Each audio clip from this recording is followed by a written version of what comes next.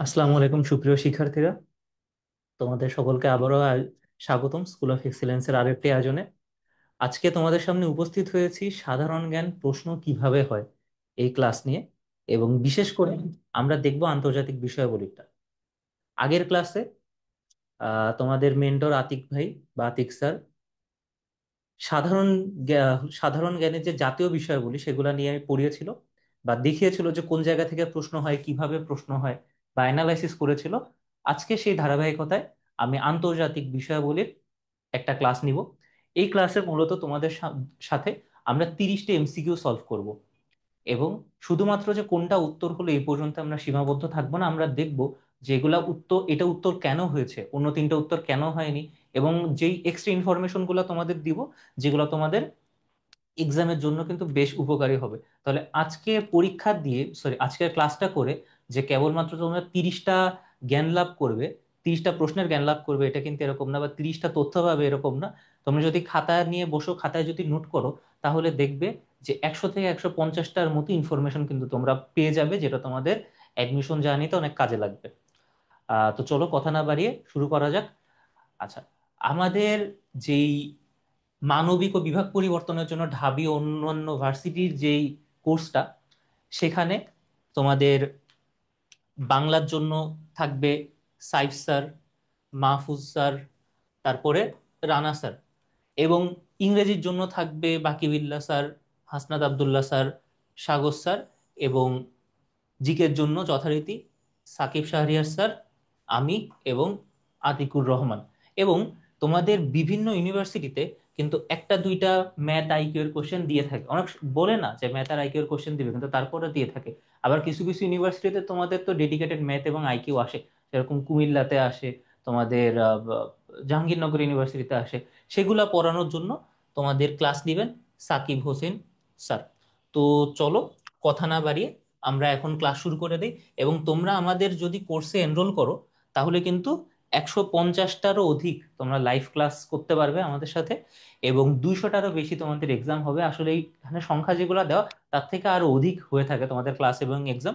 এবং আমাদের সব কয়টা ক্লাস কিন্তু জুম প্ল্যাটফর্মে হয়ে থাকে। তারপরে 24 ঘন্টা সপ্তাহে 7 দিন তোমাদেরকে কিন্তু আমরা তোমাদের ডাউট সলভের সলিউশন দিয়ে থাকি। তোমাদের যে যে প্রশ্ন থাকে, যে যে যে জায়গায় সমস্যা থাকে, আমাদের টেলিগ্রাম গ্রুপে তোমরা কোয়েশ্চেন করলে তৎক্ষণাৎ সেখানে আমরা প্রশ্নের উত্তর দিয়ে থাকি। এবং আমাদের এক ডেডিকেটেড ওয়েব অ্যাপ আছে, যেখানের মাধ্যমে সম্পূর্ণ ড্যাশবোর্ডটা থাকে, যেখান থেকে তুমি সম্পূর্ণ জিনিসটা কন্ট্রোল করতে পারবা বা দেখতে পারবা। 3টা প্রিন্টেড ডাইজেস্ট দেওয়া হয় বা 3টা প্রিন্টেড বই দেওয়া হয়, যেখানে বাংলা, ইংরেজি, জিকে থাকে, এবং এর পাশাপাশি একটা ডেইলি প্ল্যানার দেওয়া হয়, যেখানে তোমরা প্রত্যেকদিন প্ল্যান করতে পারবা কয়টা কি কি পড়ছো না পড়ছো, কতদূর তোমার প্রোগ্রেস হয়েছে সেটা। এবং এর পাশাপাশি তোমাদের কিন্তু একটা ওএমআর বুক দেওয়া হয়। যেহেতু তোমরা অনলাইনে পরীক্ষা দিচ্ছ, আমাদের পরীক্ষাগুলো অনলাইনে হয়, কিন্তু তোমরা জানো পরীক্ষার যে ফিলটাতে পেতে পারো, তোমাদের ফিজিক্যাল পরীক্ষার ফিল দেওয়ার জন্য আমরা কিন্তু তোমাদেরকে একটা ওএমআর বুক দিয়ে থাকি। সেইটার মাধ্যমে তোমরা কোশ্চেন অ্যান্সার কিন্তু সলভ করতে পারবে। এর পাশাপাশি আমাদের সম্পূর্ণ ক্লাস কিন্তু রেকর্ডেড হয়ে থাকে। আমাদের সম্পূর্ণ ক্লাস রেকর্ডেড হয়ে থাকে। তুমি যদি কোনো কারণে ক্লাসটা লাইভ করতে না পারো, পরে করতে পারবা। বা কিংবা তোমরা যদি ক্লাসটা আবার 2 3 4বারও দেখতে পাও, সেই সুবিধা কিন্তু তোমাদের জন্য থাকবে। এবং আমাদের কোর্সে ভর্তি হলে তোমাদের কিন্তু সকল ইউনিভার্সিটির প্রস্তুতি হয়ে যাবে। তোমাদের জাহাঙ্গীরনগরের জন্য আলাদা কোর্স, জগন্নাথের জন্য আলাদা কোর্স, বিউপির জন্য আলাদা কোর্স, বিউপির জিকের জন্য আলাদা কোর্স, এরকম কোনো কিছুর কিন্তু দরকার নেই। এবং লাস্টলি তোমাদের জন্য রয়েছে স্কুল অফ এক্সেলেন্সের প্রযোজিত এই টি শার্টটি। চলো একবারে আমরা ক্লাসে শুরু করি। একদম প্রথম এমসিকিউ, একদম প্রথম এমসিকিউ, বিখ্যাত স্পার্টা নগরী কোন দেশে অবস্থিত? বিখ্যাত স্পার্টা নগরী কোন দেশে অবস্থিত? অপশন কি? গ্রিস, তুরস্ক, ফ্রান্স, ইতালি। গ্রিক, তুরস্ক, ফ্রান্স, ইতালি। আচ্ছা, 1 মিনিট একটু দাঁড়াও।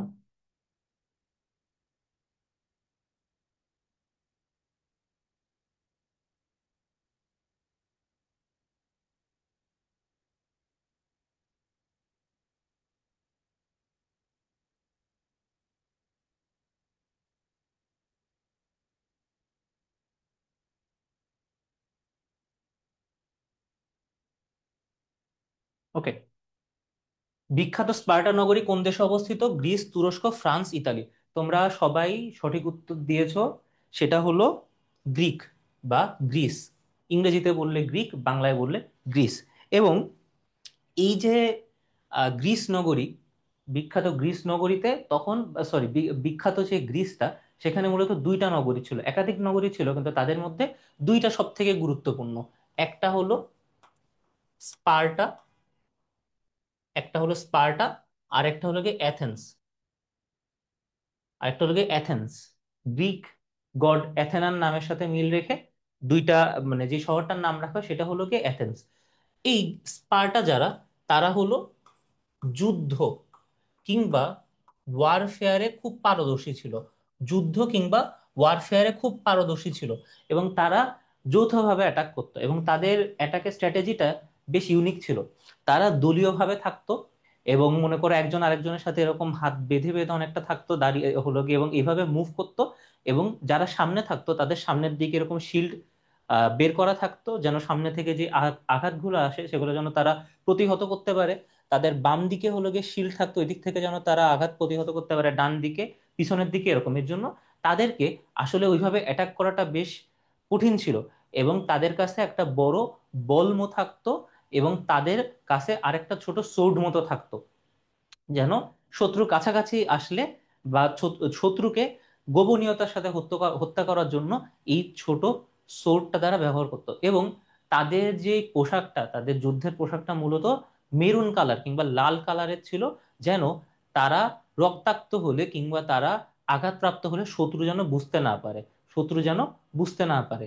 এই ছিল মূলত স্পার্টাদের যুদ্ধ কৌশল, বা তারা যুদ্ধে যে যে জিনিসগুলা ইউজ করতো সেটা। এখন কথা হলো যে গ্রিসের কোথায় স্পার্টা নগরী অবস্থিত ছিল, গ্রিসের কোথায় স্পার্টা নগরী অবস্থিত ছিল। গ্রিসের মূলত তোমার, গ্রিসের লেসোনিয়াতে অবস্থিত ছিল, যেটা মূলত অবস্থিত ছিল তোমার পেলোপেমাসে, পেলোপেমাস, যেটা সাউদার্ন বা সাউথ ইস্ট গ্রিসে, মানে গ্রিসের সাউথ ইস্টে এই স্পার্টা নগরীটা ছিল, গ্রিসের সাউথ ইস্টে স্পার্টা নগরীটা ছিল। এবং এইটা যেই নদীর তীরে অবস্থিত ছিল, বা স্পার্টা নগরী কোন নদীর তীরে অবস্থিত, এটা যদি তোমাদের জিজ্ঞাসা করা হয় তাহলে নদীর নাম কি দিবা? কোন নদীর তীরে অবস্থিত?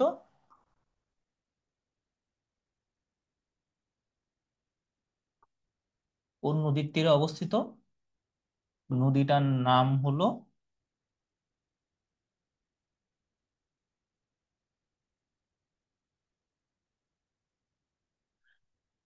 স্পার্টা নগরী ইউরেটাস নদীর তীরে অবস্থিত ছিল। ইউরেটাস নদীর তীরে তাহলে কোন নগরীর অবস্থান ছিল? স্পার্টা নগরীর অবস্থিত। এবং আগেই বলছি, স্পার্টারা যুদ্ধ কিংবা ওয়ারফেয়ারে খুব পারদর্শী ছিল। তাহলে অ্যাথেন্সের যারা, তারা কিসে পারদর্শী ছিল? তারা পারদর্শী ছিল জ্ঞানে, তারা পারদর্শী ছিল ফিলোসফিতে, এবং তারা পারদর্শী ছিল থিয়েটারে, মানে নাট্যমঞ্চ, নাট্যমঞ্চ, মঞ্চ আমরা যেটাকে বলি। এইগুলাতে তারা কি ছিল? পারদর্শী ছিল। এইগুলাতে তারা কি ছিল? পারদর্শী ছিল।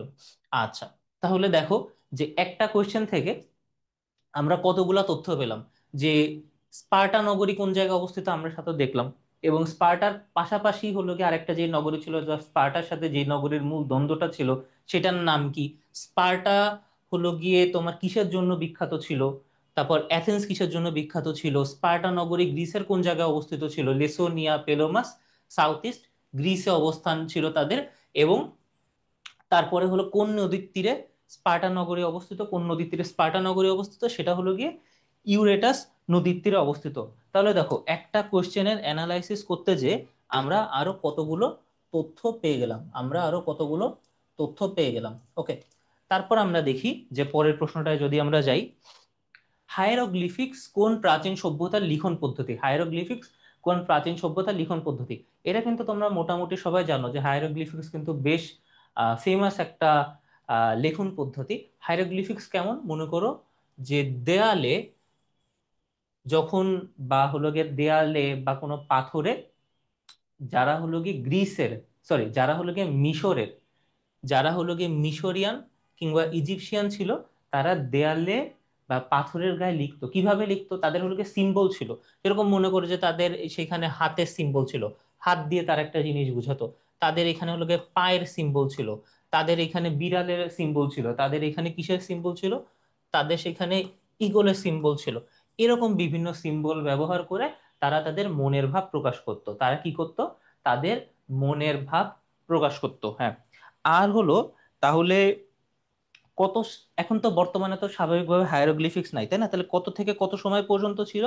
কত থেকে কত সময় পর্যন্ত ছিল? ছিল হলো বিসি থেকে 4 এডি। 3200 বিসি থেকে 4 এডি। 3200 3200 বিসি থেকে 4 এডি। এখন তাহলে তোমাদের প্রশ্ন আসতে পারে যে বিসি কি কিংবা এডি কি? বিসি কি কিংবা এডি কি? বিসি বলতে বোঝায় বিফোর ক্রাইস্ট, বিসি বলতে বোঝায় বিফোর ক্রাইস্ট। আর এডি বলতে বোঝায় অ্যানো ডোমিনি। এডি বলতে কি বোঝায়? এডি বলতে বোঝায় অ্যানো ডোমিনি। মানে সহজ কথায়, যে যীশু খ্রিস্ট জন্মের আগে যে সময়টা, সেটাকে বলা হয় বিসি। এবং যীশু খ্রিস্ট জন্মের পর থেকে যে সময়টা, যেরকম বর্তমান সাল কত, 2025 এডি বা খ্রিস্টাব্দ, সেটাকে বলা হয় এই যে অ্যানো ডোমিনি বা এডি। এটা কি কি বলে? অ্যানো ডোমিনি বা এডি। আচ্ছা, এবং এটার আরেকটা নাম হলো in the year of the Lord. এটার আরেকটা নাম, যেহেতু এটা বিদেশি বা অন্য ভাষায় লেখা আছে, এটা তোমরা বুঝতেছো না, এটার ইংরেজি হলো in the year of the Lord. In the year of the Lord, in the year of the Lord, যেটাকে আমরা এডিও বলতে পারি, কিংবা আমরা বলতে পারি কি অ্যানো ডোমিনিও বলতে পারি। আর এই ইনফরমেশনটা বা এই সিস্টেমটা কে শুরু করছিল? এটা শুরু করছিল ডিওনিসিস এক্সিগাস। ডিওনিসিস এক্সিগাস, ডিওনিসিস এক্সিগাস। তবে ইনি যেই হিসাবটা করেছিলেন, সেই হিসাবে একটু গরমিল ছিল। তিনি যে হিসাবটা করেছিলেন, এই বিসি এর ফুল ফর্মটা কাইন্ডলি লিখে দেন। হ্যাঁ, BC, before Christ. Before Christ. আচ্ছা, তাহলে এই যে ডিওনিসিস এক্সিগাস যে ভুলটা করেছিলেন, তিনি আসলে তার হিসাবে আসছিল যে যীশু খ্রিস্ট যেই সময় থেকে জন্মগ্রহণ করছে, সেই সময় হলো গিয়ে থেকে এডি শুরু হবে বা অ্যানো ডোমিনি শুরু হবে। কিন্তু পরবর্তীতে রিসার্চাররা বা যারা এটা নিয়ে আরো গবেষণা করছে, তারা দেখছে হিসাবটা আসলে ঠিক নাই, হিসাবটা আসলে ঠিক নাই। এবং ইনি যে হিসাবটা দিছে, ডায়োনোসিস এক্সিগাস, সেই হিসাবে দেখা যায় যে 6 বিসিতে যীশুখ্রিস্ট জন্মগ্রহণ করছে, 6 বিসিতে যীশুখ্রিস্ট জন্মগ্রহণ করছে। তাহলে আমরা মূলত যেই সিস্টেমের উপর ভিত্তি করে আমরা এখন আমাদের তারিখটা লিখি, সেটাই কিন্তু আসলে কি গোড়ায় গলদ আছে, সেটাই কি আছে, একটা গোড়ায় গলদ আছে। আর বিসি আর এডি কিভাবে হিসাব করা হয়? মনে করো এই সময় যীশুখ্রিস্ট জন্মগ্রহণ করছে, এই সময় যীশুখ্রিস্ট জন্মগ্রহণ করছে, তাহলে এটা হলো গিয়ে 1 এডি। তারপরের বছরটা কি 2 এডি, তারপর একটা 3 এডি, তারপর একটা 4 এডি, তারপর একটা 5 এডি। এরকম করতে করতে বর্তমান সময়ের 2025 এডি, 2025 এডি। আর তাহলে যীশুখ্রিস্ট জন্মের আগের বছরটা ছিল হলো 1 বিসি। তার আগের বছরটা কি ছিল? 2 বিসি। তার আগের বছরটা কি ছিল? 3 বিসি। এরকম করতে করতে এই যে 3200 বিসিতে, 3200 বিসিতে হাইরোগ্লিফিক্স প্রথম লেখা শুরু হয়। তাহলে দেখো, এই বিসির হিসাবটা কিন্তু একটু উল্টা, তাই না? একটু রিভার্স অর্ডারে যাচ্ছে। তাহলে তোমাদের কিন্তু যে বিসি আর এডির যে পার্থক্যটা, সেটা কিন্তু তোমাদের বুঝতে হবে। এবং প্রায় কিন্তু কোশ্চেন আসে যে বিসির পূর্ণরূপ কি, কিংবা এডির পূর্ণরূপ কি, বিসির পূর্ণরূপ কি, কিংবা এডির পূর্ণরূপ কি। আচ্ছা, তাহলে আমরা এক কথায় যদি বলি যে হাইরোগ্লিফিক্স কোন প্রাচীন সভ্যতার লেখন পদ্ধতি, সেটা হলো মিশরীয় বা ইজিপশিয়ান। মিশরীয় বা ইজিপশিয়ান। এবং কিছুদিন আগে ইজিপশিয়ান যেই আহ, ফুটবল প্লেয়ার মোহাম্মদ সালাহ, তার একটা টুইটের জন্য কিন্তু তিনি বেশ আলোচিত এবং সমালোচিত হয়েছিলেন। যে প্যালেস্তিনিয়ান ফুটবল টিমের যিনি ক্যাপ্টেন ছিলেন, তিনি কিন্তু খাবার সংগ্রহ করতে যায় মারা গেছে। এবং ইউএফা সেটা নিয়ে, ইউএফা কিংবা ইউরো হলো গিয়ে খুবই নর্মাল একটা পোস্ট দিছে যে তিনি মারা গেছেন, তারপর তার প্রতি কষ্ট প্রকাশ করছে। কিন্তু কেন মারা গেছে না মারা গেছে সেটার ব্যাপারে তারা কিছু লেখে নাই। এইটার এগেনস্টে মোহাম্মদ সালাহ হলো গিয়ে একটা রিটুইট করছিল, বা এখন তো এক্স, রিটুইট করছিল যে কেন মারা গেছে, কিভাবে মারা গেছে সেটা কেন বলা হলো না, এরকম আর কি। আচ্ছা, তারপরে নিচের কোনটি ব্লু ইকোনমির সাথে সম্পর্কিত, নিচের কোনটি ব্লু ইকোনমির সাথে সম্পর্কিত?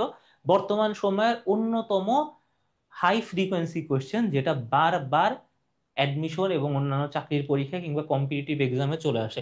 ব্লু ইকোনমির সাথে সম্পর্কিত সমুদ্র সম্পদ, ব্লু ইকোনমির সাথে সম্পর্কিত সমুদ্র সম্পদ। সমুদ্র সম্পদ কি? সমুদ্র সম্পদের মধ্যে এখানে ফিশিং আছে, এখানে ফিশিং আছে, এখানে অয়েল অ্যান্ড গ্যাস আছে, এখানে ট্যুরিজম আছে। মানে এক কথায় তোমার সমুদ্রকে কেন্দ্র করে যা যা করা সম্ভব, সমুদ্রকে কেন্দ্র করে যা যা করা সম্ভব, সেগুলা কিন্তু এই ব্লু ইকোনমি বা নীল অর্থনীতি, ব্লু ইকোনমি কিংবা নীল অর্থনীতির অন্তর্ভুক্ত। ওকে, তারপরে আমরা দেখি 4 নাম্বার কোয়েশ্চেন। তারপরে আমরা দেখি 4 নাম্বার কোয়েশ্চেন, নাৎসিবাদের জনককে। নাৎসিবাদের জনককে। খুবই ইজি কোয়েশ্চেন, খুবই ইজি কোয়েশ্চেন, আমরা এটা সকলেই জানি। তোমরা বলো দেখি কে হবে, Joseph Stalin, Adolf Hitler, Kaiser William, নাকি বেনিতো মুসোলিনি? আচ্ছা, ওকে ওকে, সবাই সঠিক উত্তর দিচ্ছ, হ্যাঁ। এটার উত্তর হবে অ্যাডলফ হিটলার। এটার উত্তর হবে অ্যাডলফ হিটলার। এবং এই যে নাৎসিবাদ, নাৎসিবাদ বলতে কি বোঝায়? নাৎসিবাদ বলতে হলো কে বোঝায় এই যে অ্যাডলফ হিটলারের পরিচালিত নাৎসি পার্টি, অ্যাডলফ হিটলারের পরিচালিত নাৎসি পার্টি। সহজ উচ্চারণ করলে হলো গিয়ে নাজি, কাজীর মতো নাজি, কিন্তু আসলে এটা নাজি না। এটার উচ্চারণ কি? এটার উচ্চারণ হবে নাৎসি। এটার উচ্চারণ কি হবে? Nazi.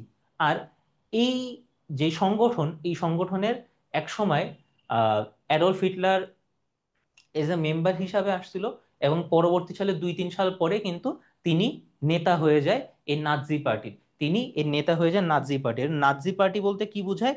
National Socialist German Workers' Party. তাহলে কি?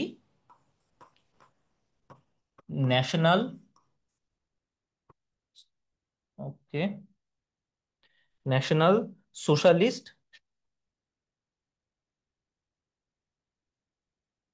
German Workers' party.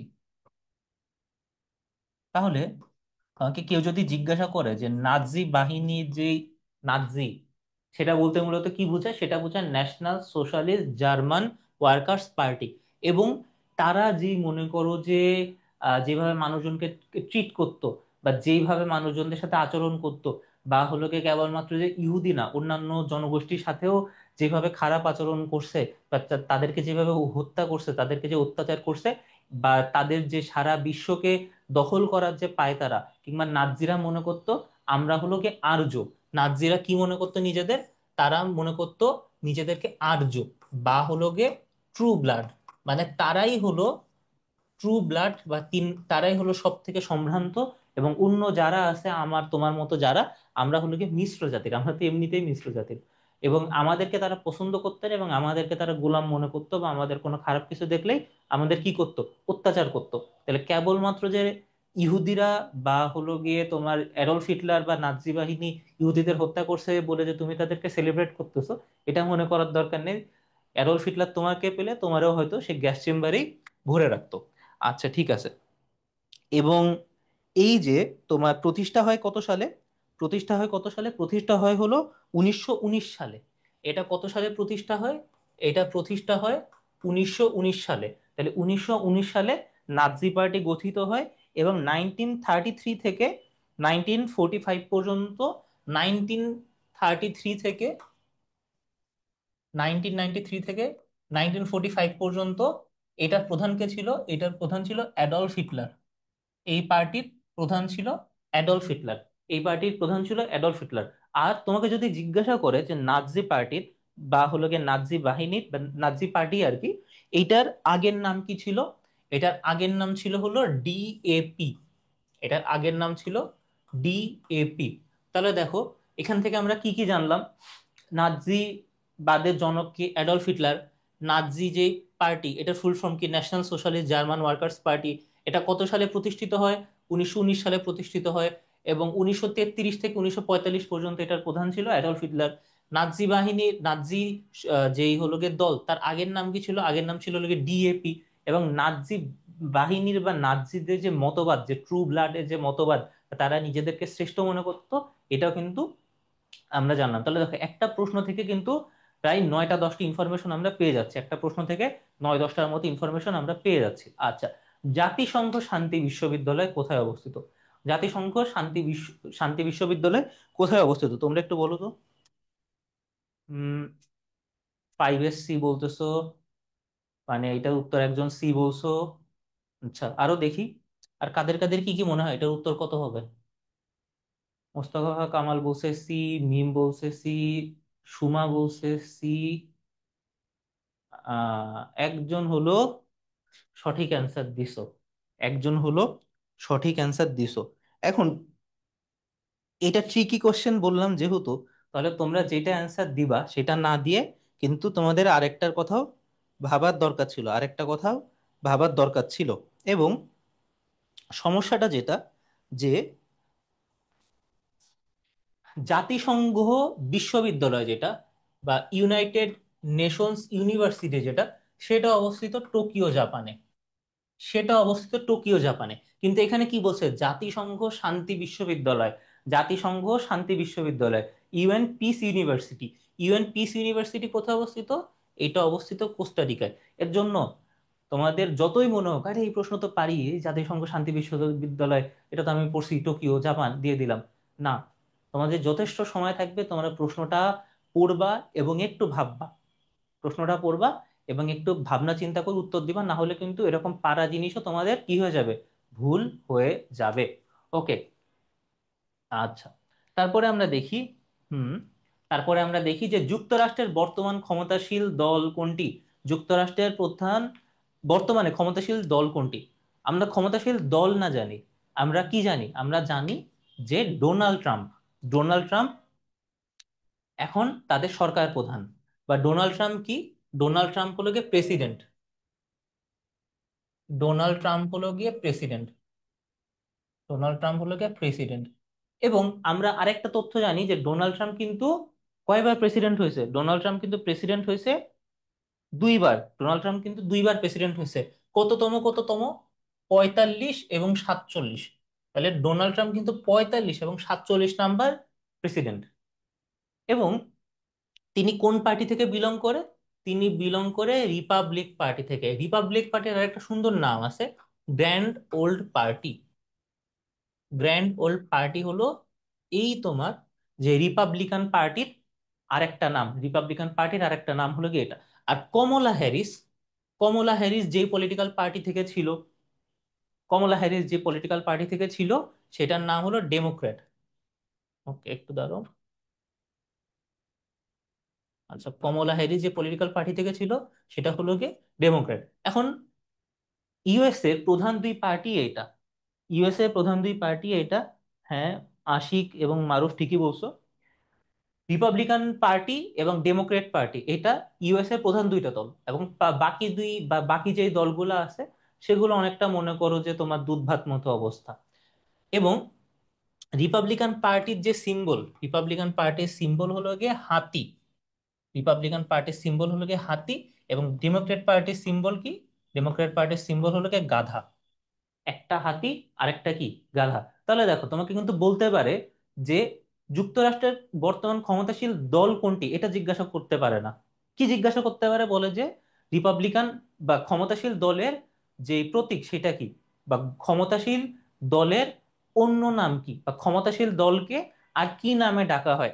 Grand old party, এরকম বিভিন্ন ভাবে কিন্তু তোমাদেরকে কোশ্চেনটা ঘুরায় ফিরায় করতে পারে। এভাবে বিভিন্ন ভাবে তোমাদেরকে কোশ্চেনটা ঘুরায় ফিরায় দিতে পারে। যুদ্ধই জীবন যুদ্ধই সার্বজনীন, যুদ্ধই জীবন যুদ্ধই সার্বজনীন, খুবই ফেমাস একটা কোশ্চেন। খুবই ফেমাস একটা কোশ্চেন এবং খুবই ফেমাস একটা উক্তি। এটা কে করছে? রানী দ্বিতীয় Elizabeth, tsar Nicholas, Adolf Hitler, নাকি রাজা পঞ্চম চার্লস? উম আচ্ছা, উত্তর দিচ্ছ তোমরা। এরকম উত্তর দেওয়ার সময় সংখ্যাটা কোন কোশ্চেন সেটা লিখবা এবং তারপর অপশনটা লিখবা। 7C, 7C। ফেসবুকে কেউ করতেছো? হুম। ওকে, তাহলে তোমরা মোটামুটি সবাই উত্তরটা জানো। সেটা হলো গিয়ে অ্যাডলফ হিটলার। এখন তোমরা বলো তো যে অ্যাডলফ হিটলারের জন্ম কোথায়? জার্মানিতে, তাই না? অ্যাডলফ হিটলারের জন্ম কোথায়? জার্মানিতে। হুম, বলছো ঠিকই, লিখছো ভুল। ফারুক আকন্দ, বলছো ঠিকই, লিখছো ভুল। এটা হলো অস্ট্রিয়া, কিন্তু স্পেলিং হলো গিয়ে এইটা, অস্ট্রিয়া। অস্ট্রেলিয়া না, কিন্তু অস্ট্রিয়া, দুটো কিন্তু ভিন্ন দেশ। এবং পরবর্তীতে তিনি জার্মানিতে চলে আসে, পরবর্তীতে তিনি অস্ট্রিয়া থেকে জার্মানিতে চলে আসে। এবং তার আগে এই অ্যাডলফ হিটলারের কিন্তু পেইন্টিং এর একটা শখ ছিল। তিনি কিন্তু একজন পেইন্টার ছিলেন। এবং তিনি একটা আর্ট স্কুলে মনে করো যে ভর্তি হতে চেয়েছিলেন, মানে মনে করো শুধু সহজে বা রিলেটেবল ভাবে বুঝাই, তাহলে সে ঢাকা বিশ্ববিদ্যালয়ের চারুকলায় ভর্তি হতে চেয়েছিলেন, কিন্তু পারে নাই। এবং অনেকে মনে করে যে অ্যাডলফ হিটলার যদি সেই আর্ট স্কুলে ভর্তি হয়ে যেত, বা সে যদি আর্ট স্কুলে চান্সটা পেত, তাহলে কিন্তু দ্বিতীয় বিশ্বযুদ্ধটা হতো না। অনেকেই মনে করে তাহলে দ্বিতীয় বিশ্বযুদ্ধটা হতো না। তার কারণ হলো দ্বিতীয় বিশ্বযুদ্ধে শুরু করার পিছনে যার সব থেকে বড় অবদান অবদান, সে কে? সে হলো অ্যাডলফ হিটলার। হ্যাঁ, ব্রাউনাউ গ্রামে। ওকে, অস্ট্রিয়া, ভেরি গুড। আচ্ছা, তারপরে আমরা দেখি মুসলিম বিশ্বের প্রথম নারী প্রধানমন্ত্রী কে? মুসলিম বিশ্বের প্রথম নারী প্রধানমন্ত্রী কে? আচ্ছা, এটা একটু বলো তো, এটা কিন্তু একটু ট্রিকি কোশ্চেন আছে। এটা কে হবে? শিরিন এবাদি বলতেছো, তারপরে বেনজির ভুট্টো বলতেছো। উম ওকে, ওকে। হুম, বেশিরভাগই সঠিক উত্তর দিচ্ছ। সঠিক উত্তর হবে হলো গিয়ে বেনজির ভুট্টো। তাহলে মুসলিম বিশ্বের প্রথম নারী প্রধানমন্ত্রীকে? বেনজির ভুট্টো। এশিয়ার প্রথম হলো গিয়ে তোমার মুসলিম প্রধানমন্ত্রীকে? বেনজির ভুট্টো। সার্ক ভিত্তিক বা সাউথ এশিয়ান দেশের মধ্যে প্রথম মুসলিম প্রধানমন্ত্রীকে?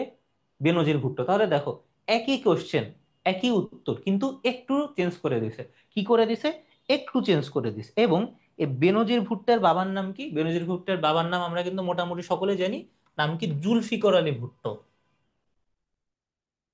জুলফিকর আলী ভুট্টো।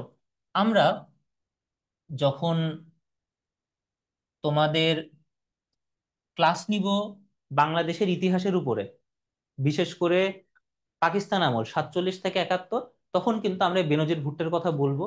এবং শেখ মুজিবুর রহমানও কিন্তু তার ভাষণে এই বেনজির ভুট্টোর কথা বলছেন। এখন কোশ্চেন হলো, বেনজির ভুট্টোকে নিয়ে আরেকটা যেই খুবই পরিচালিত বা খুবই হলো গিয়ে বারবার আসা কোশ্চেন, সেটা হলো বেনজির ভুট্টোর লেখার অটোবায়োগ্রাফি বইয়ের নাম কি? বেনজির ভুট্টো রচিত অটোবায়োগ্রাফি বইয়ের নাম কি? বইয়ের নাম হলো daughter of the east. Daughter of the east, এটা হলো বেনজির ভুট্টো রচিত অটোবায়োগ্রাফি। তাহলে তোমরা এতদিন বায়োগ্রাফি শুনছো, এখন আবার অটোবায়োগ্রাফি শুনতেছো। আমাদের অনেকের কাছে মনে হইতে পারে সেম জিনিস, অনেকের কাছে মনে হইতে পারে ভিন্ন জিনিস। তাহলে আমরা একটু পার্থক্যটা দেখি। অটোবায়োগ্রাফি আর বায়োগ্রাফির মধ্যে পার্থক্যটা কি? অটোবায়োগ্রাফি এবং বায়োগ্রাফির মধ্যে পার্থক্যটা কি? মনে করো, আমি নিজের জীবনের কাহিনী নিজে লিখছি, আমি নিজের জীবনের কাহিনী নিজে লিখছি, তখন সেটা হবে অটোবায়োগ্রাফি। নিজের গল্প নিজে লেখা, যেরকম হলো গিয়ে অ্যাডলফ হিটলার রচিত মেইন কাম্ফ, তারপরে অসমাপ্ত আত্মজীবনী বঙ্গবন্ধু শেখ মুজিবুর রহমান রচিত, এটা হলো নিজের লেখা। আর সেটাকে বাংলায় বলে আত্মজীবনী। আর জীবনী কোনটা?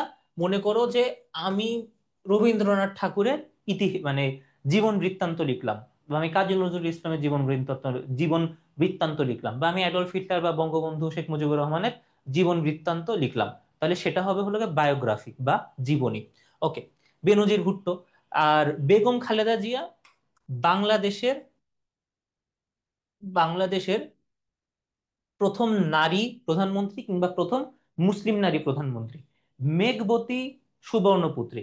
মেঘবতী সুবর্ণপুত্রী কি? তিনি হলেন এশিয়ার প্রথম নারী রাষ্ট্রপতি। Asia's first women president. আর এই যে শিরিন এবাদি, শিরিন এবাদি কি ছিলেন? শিরিন এবাদি ছিলেন হলো গিয়ে first Muslim women to receive Nobel prize. মানে তিনি প্রথম মুসলিম নারী নোবেল বিজয়ী ছিলেন। এবং তিনি কোন কারণে নোবেল হলো গিয়ে প্রাইজ পেয়েছিলেন, তিনি কোন কারণে নোবেল প্রাইজ পেয়েছিলেন? সেটা হবে হলো গিয়ে শান্তিতে। কেন পেয়েছিলেন? তিনি পেয়েছিলেন পিসের কারণে। এবং কাদের কথা লিখে? তিনি মূলত এই নোবেল পিস প্রাইজটা পেয়েছিলেন, তিনি নোবেল প্রাইজ পিস প্রাইজটা পেয়েছিলেন ইরানের শিশু নারীদের কথা বলে। ইরানের শিশু ও নারীদের জীবন বৃত্তান্ত বা জীবনের দুর্দশা এগুলা লিখে তিনি শান্তিতে নোবেল পুরস্কার পেয়েছিলেন, এবং তিনি প্রথম মুসলিম নারী হিসাবে এইটা অর্জন করেন। আচ্ছা, তোমরা বলো তো যে প্রথম মুসলিম, সরি, প্রথম নারী কে নোবেল পুরস্কার পেয়েছিলেন? প্রথম কোন নারী নোবেল পুরস্কার পেয়েছিলেন এটা তোমরা জানো কিনা একটু দেখো। ওকে, তারপরে আমরা দেখি যে ইসরায়েলের বিরুদ্ধে পরিচালিত হামাসের অভিযানের নাম কি? হ্যাঁ, মেরি কুরি।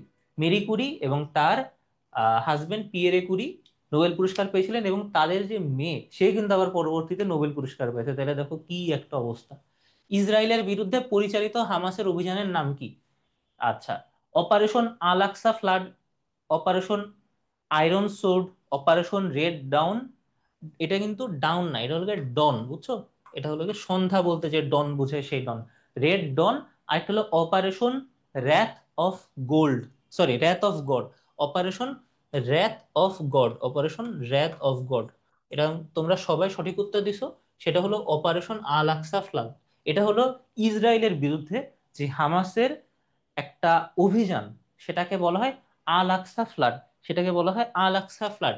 এবং এইটাকে ডিফেন্ড করার জন্য, এটাকে ডিফেন্ড করার জন্য ইসরায়েল যেটা করছিল সেটা হলো গিয়ে তোমার অপারেশন আয়রন সোর্ড। তাহলে একটা হলো গিয়ে অপারেশন আল আকসা কারা পরিচালিত? হামাস পরিচালিত। আর অপারেশন আয়রন সোর্ড কাদের পরিচালিত? ইসরায়েলের পরিচালিত। কেন?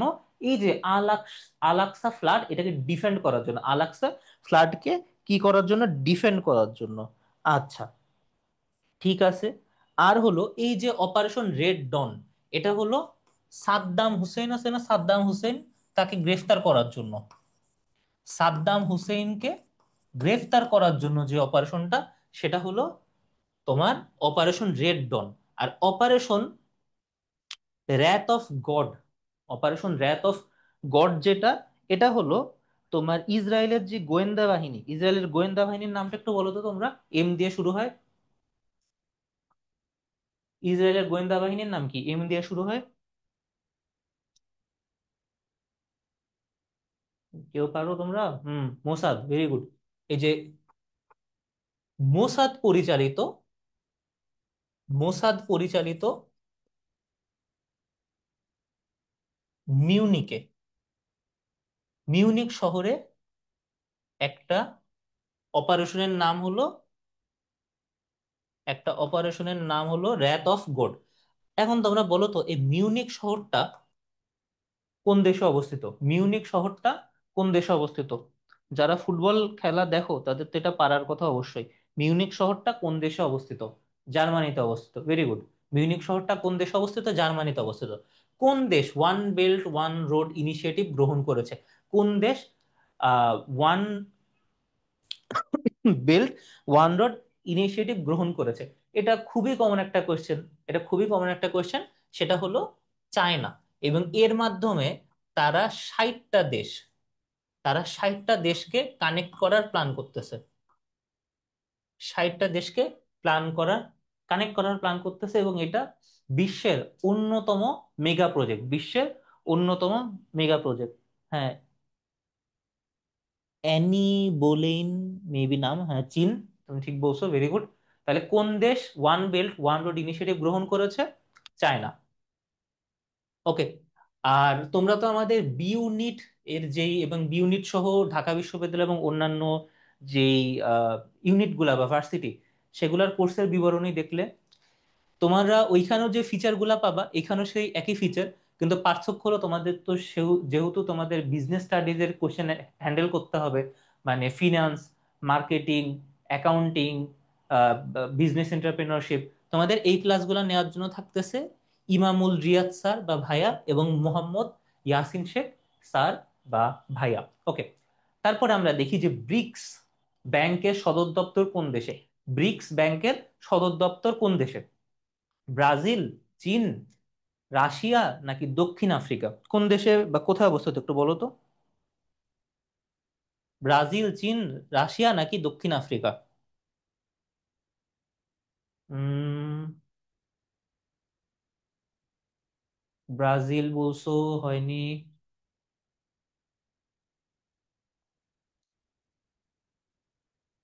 যেই শহরে অবস্থিত সেই শহরটার নাম হলো সাংহাই।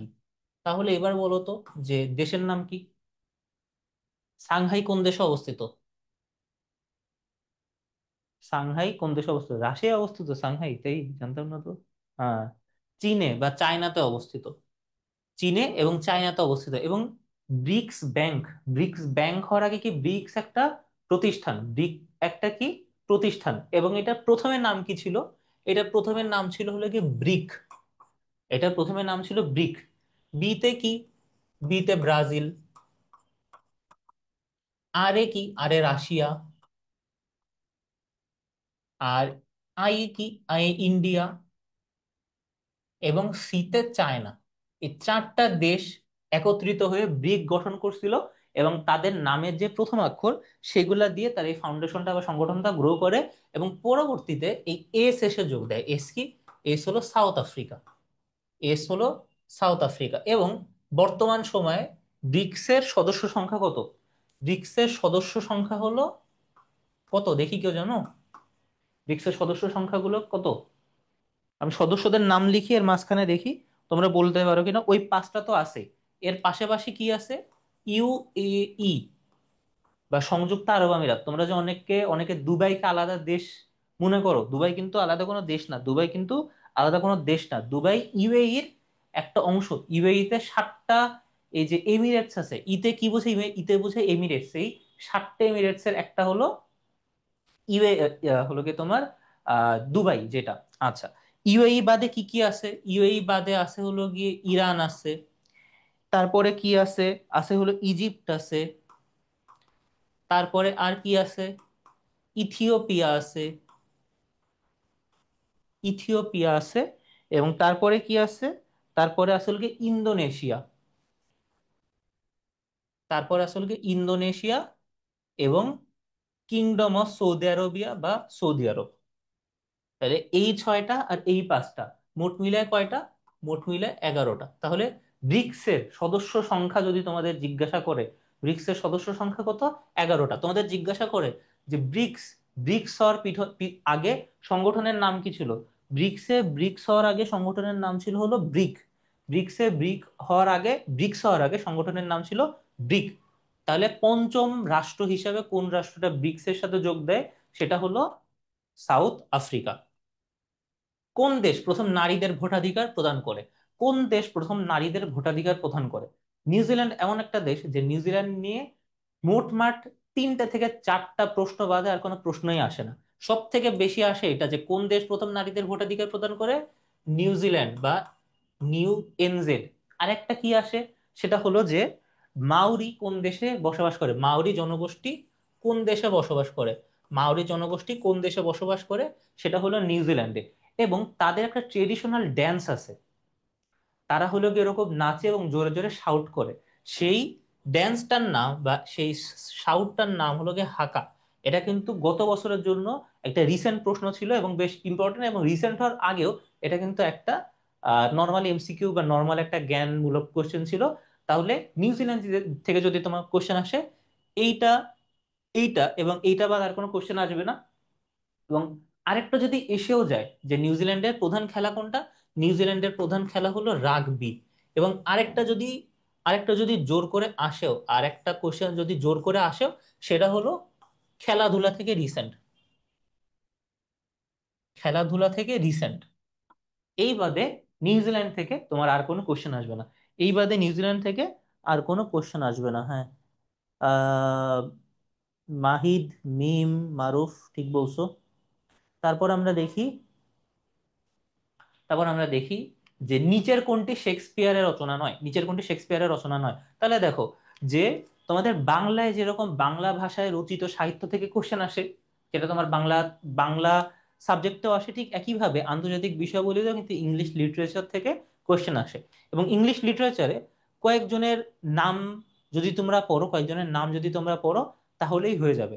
বা তাদের লেখা যদি তোমরা পড়ো, তার ভিতরে আসতেছে শেক্সপিয়ার আসতেছে, তারপরে আর কি আসতেছে, চার্লস ডিকেন্স আসতেছে। এরকম 3-4 জনের লেখা যদি তোমরা পড়ো, তাহলে মোটামুটি ধারণা করা যায় যে ইংলিশ লিটারেচার থেকে তোমাদের ইংরেজি সাবজেক্টে হোক কিংবা জিকেতে হোক, যে কোশ্চেন দিবে সেটা হলো তোমরা হ্যান্ডেল করতে পারবা, সেই কোশ্চেনটা তোমরা হ্যান্ডেল করতে পারবা। আচ্ছা, তাহলে কিং লিয়ার এটা জানি শেক্সপিয়ার রচিত, অনেক গুরুত্বপূর্ণ একটা, এটা তো হবে না। টুয়েলভ নাইট, হ্যাঁ এটাও হলো কি শেক্সপিয়ার রচিত। দ্য টেম্পেস্ট, এটা আরো ফেমাস একটা শেক্সপিয়ারের রচিত লেখা, এটাও হবে না। তাহলে কোনটা হবে? হবে হলো ডক্টর ফাউস্টাস। ডক্টর ফাউস্টাস।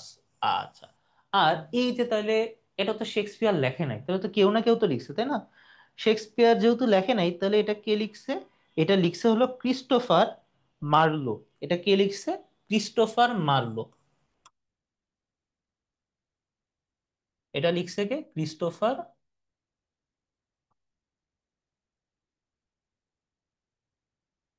তাহলে ক্রিস্টোফার মার্লো রচিত বইয়ের নাম কোনটা? ডক্টর ফাউস্টাস। ওকে, ভেরি গুড। তারপর আমরা দেখি বিশ্বের সবচেয়ে পুরাতন সংবাদ সংস্থার নাম কোনটি? বিশ্বের সবচেয়ে পুরাতন সংবাদ সংস্থার নাম কোনটা? এটা কি সিএনএন, এটা কি এএফপি, এটা কি বিবিসি, নাকি এটা রয়টার্স? কোনটা হবে? তোমরা অলরেডি অ্যান্সার দেওয়া শুরু করছো। মারুফ ভুল বলছো, বিবিসি না। তবে কামাল ঠিকই বলছো, এটা হবে হলো কি এএফপি। এটা কি হবে? এএফপি। তাহলে এএফপির পূর্ণরূপ কি? এএফপির পূর্ণরূপ যদি আমরা বলি, তাহলে এএফপি কোন দেশ থেকে পরিচালিত হয়, আমরা কিন্তু সেটাও বের করতে পারবো। Agency France press. Agency France press. Agency agency Frances press. Agency Frances press. যেহেতু এটা হলো কি ফ্রেঞ্চ ভাষায় লেখা, এর জন্য এজেন্সি বানানটা এভাবে লেখা হচ্ছে। তাহলে তোমাকে যদি প্রশ্ন করে যে এএফপি কোন দেশ থেকে পরিচালিত হয়, বা বিশ্বের সবচেয়ে পুরাতন সংবাদ সংস্থা কোন দেশ থেকে পরিচালিত হয়, তাহলে তুমি কি লিখবা? তুমি লিখবা হলো গিয়ে ফ্রান্স। তুমি লিখবা হলো গিয়ে ফ্রান্স। আচ্ছা বলো তো, ফ্রেঞ্চ ভাষা, যে ভাষা ফ্রান্সে ব্যবহৃত হয়, সেই ভাষা ফ্রান্সের পাশাপাশি আর কোন দেশে ব্যবহৃত হয়? সেই ভাষা ফ্রান্সের পাশাপাশি আর কোন দেশে ব্যবহৃত হয়? আচ্ছা, নিচে উল্লেখিত কোন ব্যক্তি নোবেল পুরস্কার প্রত্যাখ্যান করে? নিচে উল্লেখিত কোন ব্যক্তি নোবেল পুরস্কার আহ প্রথম, বা সরি প্রত্যাখ্যান করে? নিচের কোন ব্যক্তি নোবেল পুরস্কার প্রত্যাখ্যান করে? তাহলে দেখো, অনেক লোকজন কাজই করে কেবলমাত্র নোবেল পুরস্কার পাওয়ার জন্য, আর তারা নোবেল পুরস্কার পাওয়ার পরই, মানে পাওয়ার পরও সেটাকে গ্রহণ করে নাই। এরকম ব্যক্তি হলো গিয়ে দুইজন। এরকম ব্যক্তি হলো গিয়ে দুইজন, একজন হলো এই লি ডাকথো, এবং আরেকজন হলো গিয়ে জ্যা পল সাত্রে। আরেকজনকে আরেকজন হলো গিয়ে জ্যা পল সাত্রে। জ্যা পল সাত্রে। জ্যা পল সাত্রে। আচ্ছা। আর তাহলে কথা হলো যে জ্যা পল সাত্রে কিসে নোবেল পুরস্কার পেয়েছিলেন? জ্যা পল সাত্রে পেয়েছিলেন সাহিত্যে। জ্যা পল সাত্রে পেয়েছিলেন সাহিত্যে, আর লি ডাকথো পেয়েছিলেন রাজনীতিতে। আচ্ছা, তাহলে আমরা আগে দেখি যে লি ডাকথো কোন দেশের ছিলেন। লি ডাকথো ছিলেন হলো গিয়ে ভিয়েতনামের। লি ডাকথো ছিলেন ভিয়েতনামের সরকার প্রধান। লি ডাকথো ছিলেন ভিয়েতনামের সরকার প্রধান, এবং আমরা জানি যে ইউএসএ এবং ভিয়েতনামের মধ্যে যুদ্ধ হয়, ইউএসএ এবং ভিয়েতনামের মধ্যে যুদ্ধ হয়, এবং সেই যুদ্ধতে পরবর্তীতে যেই শান্তি চুক্তি স্বাক্ষরিত হয়, মানে যার পর আর যুদ্ধ হবে না, সেই চুক্তিতে ছিলেন হলো এই লি ডাকথো, আর ছিলেন Henry Kissinger. Henry Kissinger Bangladesh সম্পর্কে কি বলছে একটু বলো তো। এই হেনরি কিসিঞ্জার বাংলাদেশ সম্পর্কে কি বলছে বলো, তারপর আমি মানে তার মধ্যে আমি ইতিহাসটা বলি। তাহলে হেনরি কিসিঞ্জার এবং লি ডাকথোর মধ্যে দিয়ে শান্তি চুক্তি স্বাক্ষরিত হয়, শান্তি চুক্তি স্বাক্ষরিত হয়। কিন্তু এই যে লি ডাকথো মনে করেন যে এই শান্তি চুক্তির মাধ্যমে আসলে শান্তি প্রতিষ্ঠা হয়নি, এই শান্তি চুক্তির মাধ্যমে আসলে শান্তি প্রতিষ্ঠা হয়নি। এর জন্য তিনি নোবেল পুরস্কারটা কি করেছেন, প্রত্যাখ্যান করেছেন। আর হ্যাঁ, হ্যাঁ সরি, তলবিহীন ঝুড়ি হেনরি কিসিঞ্জার বলেছিলেন বাংলাদেশকে কোন সময়, 1971 সালে, মুক্তিযুদ্ধের সময়। আর এই যে জয়পল সাত্রে, তিনি সাহিত্য নোবেল পুরস্কার পেয়েছিলেন, এবং তিনি নোবেল পুরস্কারটা বর্জন করেছিলেন কেন বা প্রত্যাখ্যান করেছিলেন কেন? কারণ তার মতে পুরস্কার পাওয়ার আশায় বা কোনো কিছু পাওয়ার আশায় সাহিত্য রচনা করতে হয় না, বা তিনি সাহিত্য রচনা করে নাই। সমাজের কাছে যে তার একটা দায়বদ্ধতা, সমাজের কাছে তার একটা যে দায়বদ্ধতা, এই দায়বদ্ধতা থেকে তিনি সাহিত্য রচনা করেছিলেন, এবং সেই সাহিত্য থেকে তিনি নোবেল পুরস্কারের জন্য মনোনীত এবং বিজেতা হয়েছিলেন। কিন্তু তিনি যেহেতু কোনো পুরস্কারের আশায় লেখে নাই, সেহেতু তিনি সেই পুরস্কারটা বর্জন করেন বা পুরস্কারটা প্রত্যাখ্যান করেন। তাহলে এইখান থেকে আমরা কি শিখলাম? ইনকেস তোমরা যদি জীবনে কখনো নোবেল পুরস্কার পাও, তাহলে তোমরা কি করবা, নোবেল পুরস্কারটা প্রত্যাখ্যান করবা। কারণ নোবেল পুরস্কার যদি তোমরা পাও, তাহলে 1 বছর পরই লোকজন তোমাদের নাম ভুলে যাবে, 1 বছর পরই তোমাদের নাম ভুলে যাবে। কিন্তু যদি তোমরা নোবেল পুরস্কার পাওয়ার পর প্রত্যাখ্যান করো, তাহলে যতজন নোবেল পুরস্কার পাইছে সেটা হলো গিয়ে দুইজন, 2 থেকে 3। এবং এই যে লি ডাকথো জ্যাপল ছাত্রের সাথে সাথে কিন্তু তোমার নামটাও সবসময় স্মরণ করা হবে। তাহলে নোবেল পুরস্কার পাইলে কিন্তু সেটা প্রত্যাখ্যান করতে হবে, গ্রহণ না। আচ্ছা। আহ হুম, এই যে তুমি ধরতে পারছো। হুম, মুবাশিরা বিমো ঠিক বলছো, বাংলাদেশকে তলবিহীন ঝুড়ি বলেছিলেন হেনরি কিসিঞ্জার। 16 নম্বর কোশ্চেন। মার্কিন যুক্তরাষ্ট্রের দাস প্রথা বিলোপকারী প্রেসিডেন্টকে? মার্কিন যুক্তরাষ্ট্রের দাস প্রথা বিলোপকারী প্রেসিডেন্টকে? এই আং সাং সূচি তো মার্কিন যুক্তরাষ্ট্রেরই না, এ তো আগেই বাদ। উত্তর কি হবে? উত্তর হবে অ্যাব্রাহাম লিঙ্কন। উত্তর কি হবে? Abraham Lincoln. Abraham Lincoln American প্রেসিডেন্টদের মধ্যে খুবই গুরুত্বপূর্ণ, এবং তোমাদের কাছে আরো গুরুত্বপূর্ণ। আমেরিকান যতগুলো প্রেসিডেন্ট তোমাদের কাছে গুরুত্বপূর্ণ হওয়ার দরকার, তার থেকে সব থেকে বেশি গুরুত্বপূর্ণ হলো কি অ্যাব্রাহাম লিঙ্কন। কেন গুরুত্বপূর্ণ?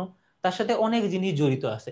যে তিনি তো একই যে দাস প্রথা বিলোপ করছে, তারপর আমেরিকাতে যখন সিভিল ওয়ার ছিল, সিভিল ওয়ার চলতেছিল, বা যেটাকে তোমরা গৃহযুদ্ধ বলতেছো, তোমরাকে যেটা গৃহযুদ্ধ বলতেছো, সেই সময়ও কিন্তু প্রেসিডেন্ট এর রূপ ধারণ করছে, মানে প্রেসিডেন্টের পদে ছিলেন আব্রাহাম লিঙ্কন, এবং তিনি যুদ্ধটাকে কিন্তু ডিলও করছে, এবং পরবর্তী সময়ে তিনি যুদ্ধটাকে সমাপ্তও করছেন। এর পাশাপাশি কি, প্রথম প্রেসিডেন্ট হিসাবে প্রথম প্রেসিডেন্ট হিসাবে কি হয়, তিনি নিজের অফিসেই অ্যাসাসিনেটেড হন। তিনি নিজেই তার অফিসে অ্যাসাসিনেটেড হন, মানে আততায়ী তাকে হত্যা করে। আচ্ছা, তাহলে assassinated at his own office, at his own office. তাহলে অবস্থাটা দেখো যে মার্কিন যুক্তরাষ্ট্রের একজন প্রেসিডেন্ট তার অফিসের রুমে তাকে হত্যা করছে, তাইলে মানে ব্যাপারটা বুঝো কোন লেভেলের একটা কাজ ঘটায় ফেলছে। আরেকটা যেই কারণে গুরুত্বপূর্ণ সেটা হলো গেটিসবার্গের ভাষণ। গেটিসবার্গের ভাষণের জন্য তিনি গুরুত্বপূর্ণ বা স্মরণীয়। এই যে শেখ মুজিবুর রহমানের 7 মার্চের যে ভাষণটা, সেই ভাষণটাকে কিন্তু এই গেটিসবার্গ ভাষণের সাথে তুলনা করা হতো। গেটিসবার্গ ভাষণের সাথে তুলনা করা হতো কিন্তু 7 মার্চের বঙ্গবন্ধু শেখ মুজিবুর রহমানের ডেলিভারকৃত ভাষণটা। এবং এই ভাষণেই আব্রাহাম লিঙ্কন ডেমোক্রেসির একটা সংজ্ঞা দিছিল। সেটা কি? Democracy is of the people, by the people, for the people. Democracy is of the people, by the people, for the people. আবার আরেকটা যেই গুরুত্বপূর্ণ, সেটা হলো রিপাবলিকান হিসাবে প্রথম প্রেসিডেন্ট, ফার্স্ট রিপাবলিকান প্রেসিডেন্ট। মানে এখন ইউএসএ তে যেই সরকার চলতেছে বা যেই দলের সরকার চলতেছে, রিপাবলিকান সরকার চলতেছে, রিপাবলিকান পার্টি থেকে প্রথম প্রেসিডেন্ট হিসাবে নির্বাচিত হন আব্রাহাম লিঙ্কন। তাহলে দেখো আব্রাহাম লিঙ্কন কয়টা জিনিসের জন্য পরিচিত: দাস প্রথা বিলোপ করে, এক; সিভিল ওয়ার বা গৃহযুদ্ধ বন্ধ করেন, দুই; assassinated at his own office, মানে নিজের অফিসে প্রথম মার্কিন প্রেসিডেন্ট হিসাবে তাকে আততায়ীর মাধ্যমে হত্যা করা হয়, তিন; গেটিসবার্গের ভাষণের জন্য, চার;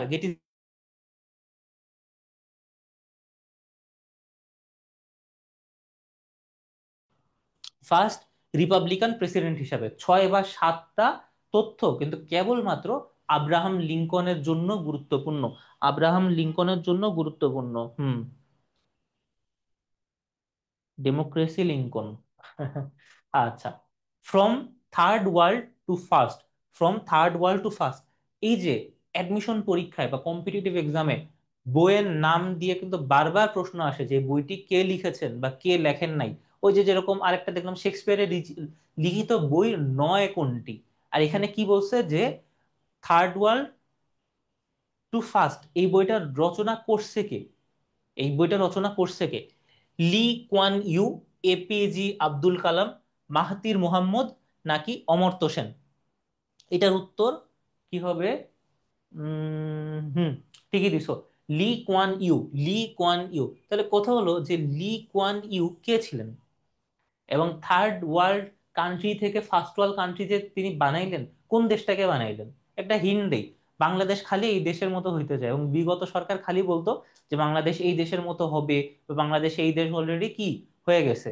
হ্যাঁ, এইটা বললে কিন্তু আর কারোর কনফিউশন থাকার কথা না। তিনি ছিলেন সিঙ্গাপুরের প্রেসিডেন্ট, সিঙ্গাপুরের প্রেসিডেন্ট। তাহলে দেখো সিঙ্গাপুর আর বাংলাদেশ কিন্তু প্রায় একই সময় স্বাধীন হয়েছে। সিঙ্গাপুর এবং প্রেসিডেন্ট বাংলাদেশ প্রায়, সরি, সিঙ্গাপুর এবং বাংলাদেশ প্রায় একই সময় স্বাধীন হয়েছে। সিঙ্গাপুর কোন জায়গায় চলে গেছে আর বাংলাদেশ কোন জায়গায় বর্তমানে আছে? এক, সিঙ্গাপুরের এই চাঙ্গি এয়ারপোর্ট নিয়ে যে যত ভিডিও, সিঙ্গাপুরের চাঙ্গি এয়ারপোর্ট নিয়ে যে যত ভিডিও, এত লোক হয়তো তোমার প্রত্যেক দিন বাংলাদেশে যে শাহজালাল আন্তর্জাতিক বিমানবন্দরে আসে না। চাঙ্গি এয়ারপোর্ট হলো এখন বিশ্বের সর্ববৃহৎ এবং সর্ব আলোচিত এয়ারপোর্ট, চাঙ্গি এয়ারপোর্ট, যেটা সিলেটে, সরি, সিঙ্গাপুরে অবস্থিত। আচ্ছা, এপিজে আব্দুল কালাম, এপিজে আব্দুল কালাম কে ছিলেন? এপিজে আব্দুল কালাম ছিলেন হলো ইন্ডিয়ার প্রেসিডেন্ট, এবং একই সাথে তিনি ছিলেন একজন রকেট সায়েন্টিস্ট, রকেট সায়েন্টিস্ট ছিলেন, এবং পরবর্তীতে ইউএস এর প্রেসিডেন্ট বা ইউএস এর, সরি, ইন্ডিয়ার প্রেসিডেন্ট এবং ইন্ডিয়ার স্টেটসম্যান হন। এবং তার যে লিখিত বই, তার বইয়ের নাম কি? তার বইয়ের নাম হলো wings of fire, wings of fire, wings of fire. Okay. Mahathir Mohammad তিনি কি ছিলেন? তিনি ছিলেন আহ, তোমার মায়ানমার, সরি, মালয়েশিয়ার প্রাইম মিনিস্টার, তিনি ছিলেন মালয়েশিয়ার প্রাইম মিনিস্টার, এবং তার দুইটা বই বেশ বিখ্যাত, তার দুইটা বই বিখ্যাত। সে বইয়ের নাম কি? Malay dilemma. তার বইয়ের নাম কি? প্রথম বইয়ের নাম যেটার জন্য তিনি বিখ্যাত সেটা হলো গিয়ে মালাই ডিলেমা, এবং আরেকটা যে বইয়ের জন্য তিনি বিখ্যাত সেটা হলো এ Doctor in the house, A Doctor in the house. কারণ এই যে মাহাতির মোহাম্মদ কিন্তু নিজে একজন ডাক্তার ছিলেন।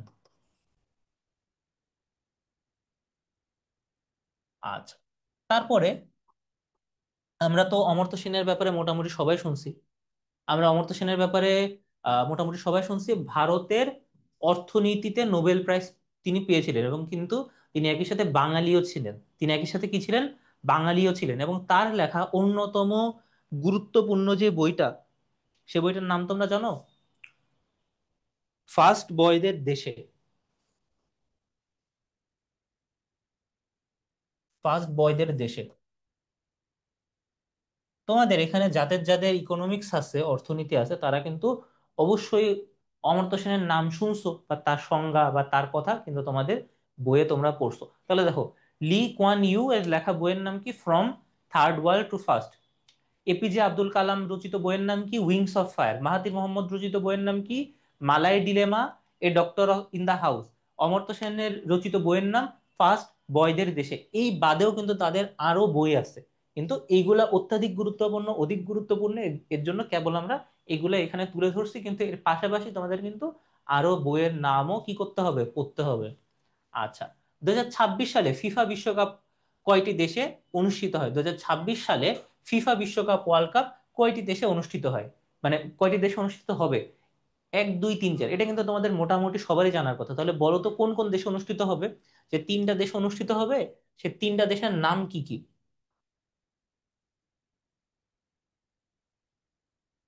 তিনটা নর্থ আমেরিকান দেশে অবস্থিত, মানে খেলা হবে।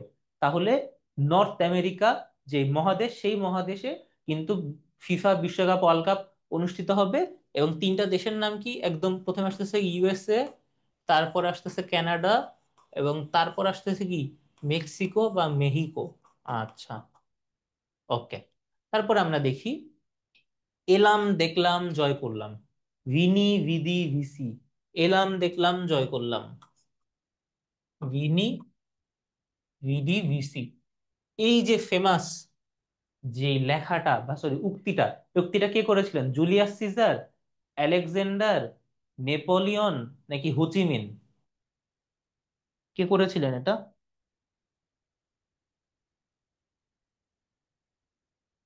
এটা করেছিলেন জুলিয়াস সিজার। এটা করেছিলেন কে? Julius Caesar. Julius Caesar. তিনি কোন দেশের ছিলেন? তিনি ছিলেন রোমান। তিনি ছিলেন হলো গিয়ে রোমান। আলেকজান্ডার, তিনি কোন দেশের ছিলেন বলুন তো, বলো তো। এটা বেশিরভাগেরই ভুল হয়, তোমরা দেখি পারো কিনা। 15 সেকেন্ড টাইম দিলাম। যে আলেকজান্ডার মূলত কোন দেশের ছিলেন?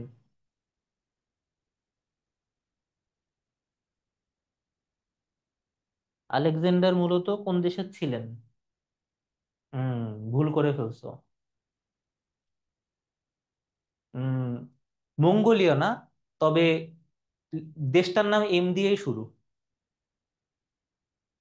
দেশটার নাম এম দিয়েই শুরু। উম গ্রিকও না, রোমানও না। আচ্ছা, সময় শেষ হয়ে গেছে, আমি লিখে দিই মেসেডোনিয়া। মেসেডোনিয়া। আচ্ছা, আর এই যে আমরা তো প্যাটার্নটা জানি, তাই না? যে Socrates, Plato, Aristotle, Alexander the Great. Socrates প্লেটোর শিক্ষক ছিলেন, প্লেটো অ্যারিস্টটলের শিক্ষক ছিলেন, আর অ্যারিস্টটল কি ছিলেন? আলেকজান্ডার দ্য গ্রেটের শিক্ষক ছিলেন। এই যে আমরা একদম প্রথমে স্পার্টার কথা পড়ছিলাম না, স্পার্টার সাথে আমরা আর কোন নগরের কথা পড়ছিলাম? অ্যাথেন্স। এই সক্রেটিস আর প্লেটো দুইজনই অ্যাথেন্সের ছিলেন, মানে অ্যাথেন্সে জন্মগ্রহণ করেন। অ্যারিস্টটল অ্যাথেন্সে জন্মগ্রহণ না করলেও অ্যাথেন্সে তিনি পড়াশোনার জন্য গিয়েছিলেন। এবং এই আলেকজান্ডার, তো সরি, এই যে অ্যারিস্টটল আলেকজান্ডারের কি ছিলেন? গৃহ শিক্ষক ছিলেন বা হোম টিউটর ছিলেন। আর এই যে সক্রেটিস, প্লেটো, এরা হলো গিয়ে মনে করো যে একটা খোলা মাঠে বা গাছের নিচে বসে তারা জ্ঞান দিতেন বা ডেলিভার করতেন। কিন্তু আলেকজান্ডার দ্য গ্রেট যেহেতু রাজার পুত্র, রাজপুত্র, সে তো স্বাভাবিকভাবে আমার তোমার মতো কমনার্স বা আমার তোমার মতো সাধারণ মানুষের মাঝখানে বসে তো সে কি জ্ঞান গ্রহণ করবে না, তাই না? এর জন্য অ্যারিস্টটলকে আলেকজান্ডার দ্য গ্রেটের গৃহ শিক্ষক বা হোম টিউটর হিসাবে নিয়োজিত করা হয়। Okay, SPAA। হুম, Macedonia. Mubashshir Mim, very good. আচ্ছা, তারপর আমরা দেখি, দ্য ওয়ার্ল্ড ডেভেলপমেন্ট রিপোর্ট প্রকাশ করে কোন bank? The World Development Report প্রকাশ করে কোন bank? Bank of America, UNDP, বিশ্ব ব্যাংক, নাকি IMF? এখন আমরা তো জানি যে UNDP, United Nations Development Programme, তাই না? ইউনাইটেড নেশনস ডেভেলপমেন্ট প্রোগ্রাম, তাহলে এইখানেও ডেভেলপমেন্ট, এইখানে ডেভেলপমেন্ট। এইটা দেখে তোমরা অনেকেই কি করে, ইউএনডিপি কে সঠিক অ্যান্সার বলে দাগায় দাও, কিন্তু এটা কিন্তু আসলে কি? ভুল অ্যান্সার। সঠিক অ্যান্সার কি হবে? সঠিক অ্যান্সার হবে ওয়ার্ল্ড ব্যাংক। সঠিক অ্যান্সার হবে ওয়ার্ল্ড ব্যাংক। তোমরা অনেকেই মনে করো যে বিশ্ব ব্যাংক মনে হয় জাতীয় ব্যাংকে জাতীয় এই যে বাংলাদেশের যে জাতীয় ব্যাংক, তোমার বাংলাদেশ ব্যাংকের মধ্যে খালি অর্থনৈতিক কার্যক্রম করে। না, অর্থনৈতিক কার্যক্রম অবশ্যই করে, কিন্তু এর পাশাপাশি আরো বিভিন্ন কিছু কাজ করে, যার ভিতরে অন্যতম হলো যে গুড গভর্নেন্স বা সুশাসনের যে সংজ্ঞা, সেটা কে দিছে? সুশাসনের সংজ্ঞা কিন্তু দিছে হলো কি বিশ্ব ব্যাংক। সুশাসন কিংবা গুড গভর্নেন্স, এই যে আমি তোমাদের বাংলা টার্ম বলার সাথে সাথে ইংরেজি বলতেছি, এটা কেন বলতেছি তার কারণ হলো, তোমাদের অনেকেই কিন্তু বিউপিতে পরীক্ষার স্বপ্ন দেখো বা বিউপিতে পড়ার স্বপ্ন দেখো, তোমাদের জিকে কিন্তু বাংলায় and ইংরেজিতে আসবে। তোমরা মনে করো সারা জীবন সুশাসন সুশাসন সুশাসন সুশাসন পড়ে গেলা, কিন্তু পরীক্ষায় কি আসবে? পরীক্ষাতে আসবে গুড গভর্নেন্স, তাহলে তোমার ইংরেজি টার্মটাও জানতে হবে না। এর জন্য কিন্তু তোমার ইংরেজি টার্মটা জানানো হয়। আচ্ছা, তোমরা বিউপিতে পরীক্ষা দিবা না, ঠিক আছে, নো প্রবলেম, কিন্তু গত বছর কিন্তু সারপ্রাইজিংলি এবং না জানিয়ে জাহাঙ্গীরনগর ইউনিভার্সিটির একটা ইউনিটের প্রশ্ন, জিকে প্রশ্ন ইংরেজিতে এসেছে। এবং পরের বছর বা এই বছর তোমরা যে পরীক্ষা দিবা, এই বছর যে কোনো ইউনিভার্সিটিতে যে আনএক্সপেক্টেডলি বা সারপ্রাইজিংলি বা আননোটিস করে যে জিকে প্রশ্ন ইংরেজিতে দিবে না, এটা কিন্তু বলা যায় না। সেহেতু যেহেতু মানে সেই কারণে বাংলা টার্মগুলোর পাশাপাশি কি ইংরেজি টার্মটাও জানতে হবে। তাহলে বিশ্ব bank the World Development Report প্রকাশ করে, বিশ্ব bank the World Development Report প্রকাশ করে। ওকে। আর আজকে কত তারিখ? আজকে হলো তোমার, কত তারিখ দেখি, আজকে মানে 12 তারিখ, তাই না?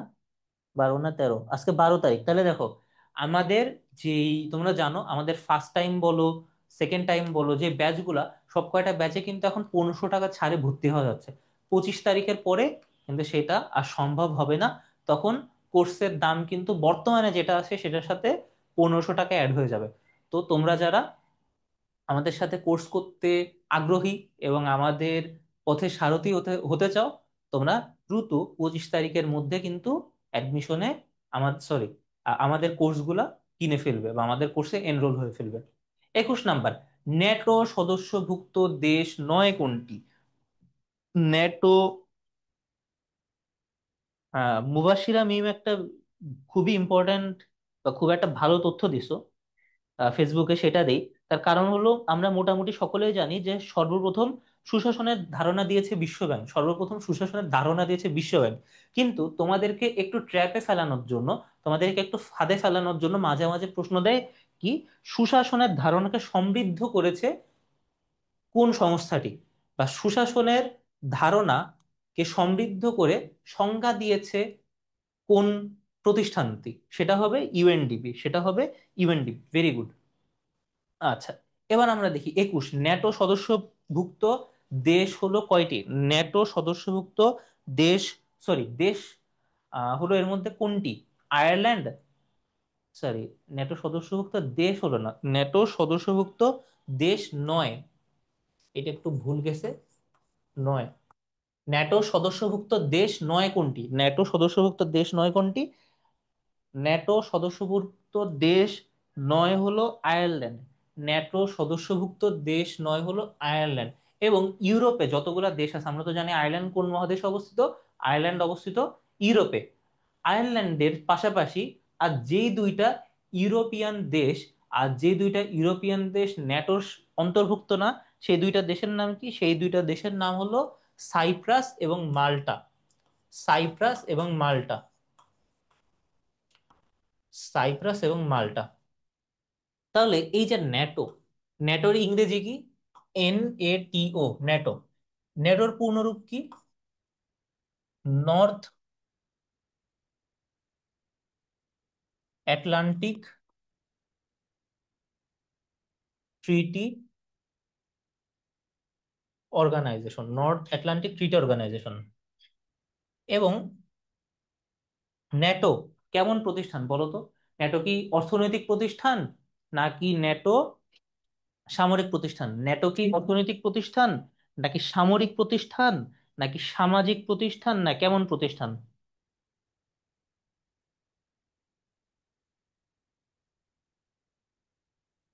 হুম, সামরিক, ভেরি গুড।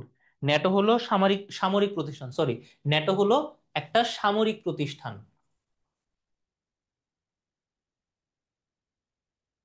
আচ্ছা। এবং এই যে তোমার রাশিয়া ইউক্রেন যুদ্ধ হচ্ছে, এই যুদ্ধ হওয়ার পিছনে অন্যতম কারণ ছিল কিন্তু এই ইউক্রেনের ন্যাটোতে দলীয়ভুক্ত হওয়া, বা এই সংগঠনে যে তোমার ইউক্রেন যুক্ত হয়েছে, এটা কিন্তু অন্যতম কারণ ছিল ন্যাটো, সরি, আর রাশিয়া এবং ইউক্রেন যুদ্ধের। North Atlantic treaty organization, north Atlantic treaty organization. এখন দেখো, তোমাদের কিন্তু বেশ কিছু ইউনিভার্সিটিতে রিটেন আছে, জিকে তে রিটেন আছে, যেরকম খুলনাতে আছে, জগন্নাথে আছে। সেক্ষেত্রে তোমার কিন্তু স্পেলিং গুলো ঠিকঠাক থাকতে হবে। অ্যাটলান্টিকে কয়টা টি, কয়টা এল, ট্রিটিতে কয়টা টি, অর্গানাইজেশন কি অর্গান না জেড দিয়ে হবে না এস দিয়ে হবে, এসব কিন্তু তোমাদের কি ক্লিয়ার থাকতে হবে, সব কিন্তু তোমাদের ক্লিয়ার থাকতে হবে। ইভিএম, ইভিএম খুবই ইজি একটা কোশ্চেন, জন্য তোমাদের কাছে জিজ্ঞাসা করলাম না। ইলেকট্রিক ভোটিং মেশিন কিন্তু না, ভুল করবে না, electronic voting machine, electronic voting machine. আচ্ছা, এটা তো পারলা, কিন্তু তোমাদের যদি বলে যে ইভিএম বাংলাদেশে কত সাল থেকে ব্যবহার করা হচ্ছে, ইভিএম বাংলাদেশে কত সাল থেকে ব্যবহার করা হচ্ছে বলো তো? ইভিএম বাংলাদেশে ব্যবহার করা হচ্ছে 2007 সাল থেকে। ইভিএম বাংলাদেশে ব্যবহার করা হচ্ছে, বা ইলেকট্রনিক ভোটিং মেশিন, যার মাধ্যমে বর্তমান সময়ে ভোট আহ, নেওয়া হয়, ভোট গণনা করা হয়, এগুলা মূলত করা হয় ইভিএম বা ইলেকট্রনিক ভোটিং মেশিন থেকে, যেটা বাংলাদেশে 2007 থেকে 2007-এ প্রথম সূচনা হয় এবং 2007 থেকে পরিচালিত হয়ে আসতেছে, মানে সরি ব্যবহার হয়ে আসতেছে। জি 7 ভুক্ত একমাত্র এশীয় রাষ্ট্র কোনটি? জি 7, জি 7 এর পূর্ণরূপটা আমরা আগে দেখি। জি 7 এর পূর্ণরূপ হলো কি গ্রুপ 7, গ্রুপ 7। তবে এই জি 7 আগে কিন্তু জি 8 ছিল, জি 8 ছিল। জি 7 আগে কি ছিল? জি 8 ছিল। তাহলে কোন দেশটা চলে যাওয়ায় জি 8 থেকে জি 7 হয়ে গেছে বলো তো? কোন দেশটা চলে যাওয়ায় জি 8 থেকে জি 7 হয়ে গেছে? কোন দেশ চলে যাওয়ায় গ্রুপ 8 এর নাম চেঞ্জ হয়ে গেল গ্রুপ 7? ইন্ডিয়া না, উম, যেই দেশটা চলে যাওয়ার পরে ফলে জি 8 থেকে নামকরণ জি 7 হয়ে গেল, সেটা হলো রাশিয়া। রাশিয়া ক্রিমিয়াতে আক্রমণ করে, ক্রিমিয়াতে আক্রমণ করে, এবং এই কারণে রাশিয়াকে গ্রুপ 8 থেকে বের করে দেওয়া হয়। তাহলে আমরা আগে দেখি যে গ্রুপ 7-এ কোন কোন দেশ আছে। গ্রুপ 7-এ কোন কোন দেশ আছে? ইউএসএ তো আছেই, ইউএসএ থাকলে কি আছে? ইউকেও আছে। তাহলে ইউএসএ ইউকে থাকলে কোন দেশ থাকবে? ইউএসএ এর খালাতো ভাই কানাডা তো আছেই। তারপর কি আছে? ফ্রান্স আছে। ফ্রান্স থাকলে তো ফ্রান্সের শত্রু শত্রু ইটালিও আছে। তাহলে কয়টা দেশ হলো? 1 2 3, সরি কানাডা বাদ গেছে, 1 2 3 4 5, তাহলে ইটালি। ইটালির পরে আর কোন দেশ আছে? জার্মানি। ইটালির পরে আর কোন দেশ আছে? ইটালির পরে আছে হলো গিয়ে জার্মানি, আর লাস্টলি জাপান, লাস্টলি জাপান। তাহলে USA UK Canada 3, France Italy Germany 6 7, Japan. আর আরেকটা কোন দেশ আগে ছিল? আরেকটা ছিল হলো গিয়ে রাশিয়া, আরেকটা ছিল হলো গিয়ে রাশিয়া, যেটা এখন আর নাই, যেটা এখন আর নাই। তাহলে জি 7 ভুক্ত একমাত্র এশীয় রাষ্ট্র কোনটা? একমাত্র এশীয় রাষ্ট্র হলো গিয়ে জাপান। আর একমাত্র মানে তোমার ইউরোপ বহির্ভূত, মানে ইউরোপ বাদ দিয়ে যে দেশগুলো আছে, যেই দেশগুলা আছে ইউরোপ বাদ দিয়ে নর্থ আটলান্টিক দেশগুলার, সেটা হলো হলো তোমার ইউএসএ এবং ইউকে। নর্থ আটলান্টিক দেশের মধ্যে ইউএসএ এবং ইউকে। আচ্ছা, তারপরে আমরা দেখি, তারপরে আমরা দেখি 24 নম্বর, পৃথিবীর নবীনতম প্রজাতন্ত্র কোনটি? পৃথিবীর নবীনতম প্রজাতন্ত্র কোনটি? পৃথিবীর নবীনতম প্রজাতন্ত্র হলো বারবাডোস। পৃথিবীর নবীনতম প্রজাতন্ত্র হলো বারবাডোস, যেটা 29শে নভেম্বর 2021 সালে নতুন প্রজাতন্ত্র হয়েছে। কত তারিখে? 29শে নভেম্বর, 29শে নভেম্বর 2021 সালে প্রথম, বা সরি, নতুন করে প্রজাতন্ত্র হয়। এবং পৃথিবীর নবীনতম মানে সবচেয়ে নতুন প্রজাতান্ত্রিক দেশ হলো কিন্তু এই বারবাডোস।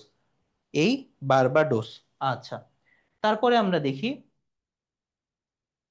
স্বর্ণপাম চলচ্চিত্র উৎসবের মুখ্য পুরস্কার কোনটি?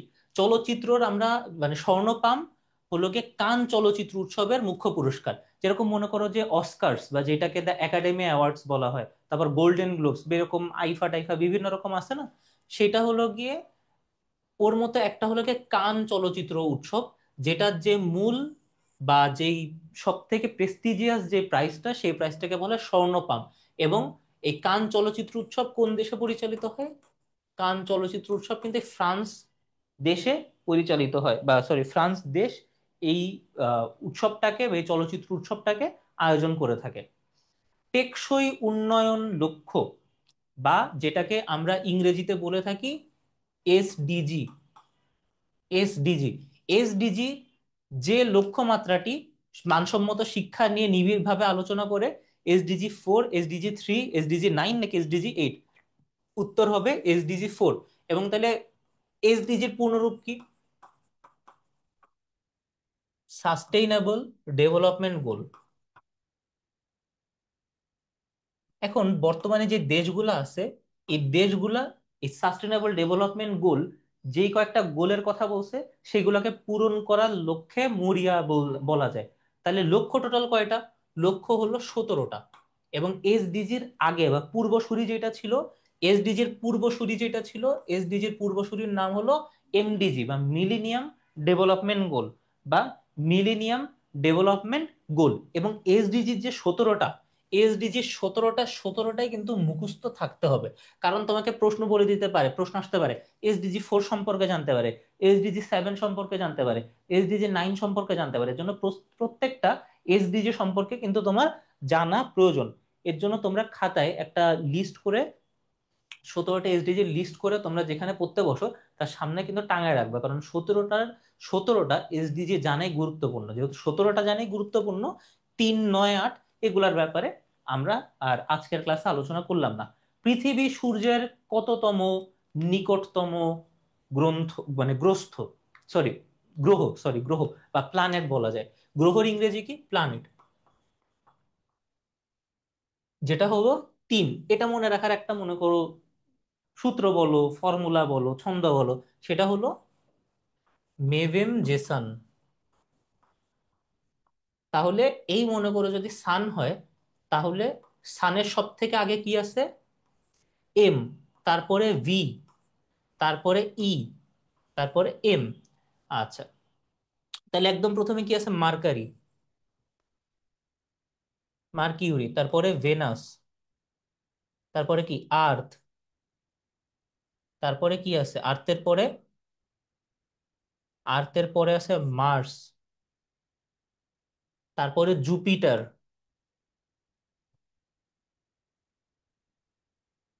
তারপরে আছে হলো কি জুপিটার, তারপরে আছে স্যাটার্ন, ইউরেনাস এবং নেপচুন। তোমাদের মোটামুটি সবারই বাংলা নামটা যেহেতু পরিচিত আছে, বা নাম বাংলা নামটা তোমরা যেহেতু জানো, বাংলা নামটা আমি বললাম না, ইংরেজি নামটা বললাম। এবং যেহেতু তোমাদের আগেই বলছি যে এগুলা নিয়ে কিন্তু জিকে ইংরেজিতে আসে, যা বিশেষ করে বিউপিতে, জাহাঙ্গীরনগর ইউনিভার্সিটিতেও আসতে পারে। এর জন্য তোমরা যখন হলো গিয়ে বাংলাটা পড়বার সাথে সাথে ইংরেজিতেও পড়বা। তাহলে এক কথায় পৃথিবী সূর্যের তৃতীয় নিকটতম গ্রহ। কে লৌহ মানবী হিসাবে পরিচিত? কে লৌহ মানবী হিসাবে পরিচিত? ইন্দিরা গান্ধী, খালেদা জিয়া, অং সান সুচি, নাকি মার্গারেট থ্যাচার? মার্গারেট থ্যাচারকে লৌহ মানবী বা আয়রন লেডি বলা হয়। এবং তিনি ছিলেন ইউএ ইউকের প্রাইম মিনিস্টার। তিনি ইউকে বা ইউনাইটেড কিংডমের প্রাইম মিনিস্টার ছিলেন। তাহলে তাকে কেন আয়রন লেডি বা লৌহ মানবী বলা হয়? তাকে আয়রন লেডি বা লৌহ মানবী মূলত বলা হয় তার যেই স্ট্রং এবং বোল্ড এবং কনফিডেন্স বা কনফিডেন্ট যেই পলিসিগুলো ছিল, বা দেশ পরিচালনা বা আন্তর্জাতিক রীতিনীতিতে তিনি যেই মানে এমন তোমার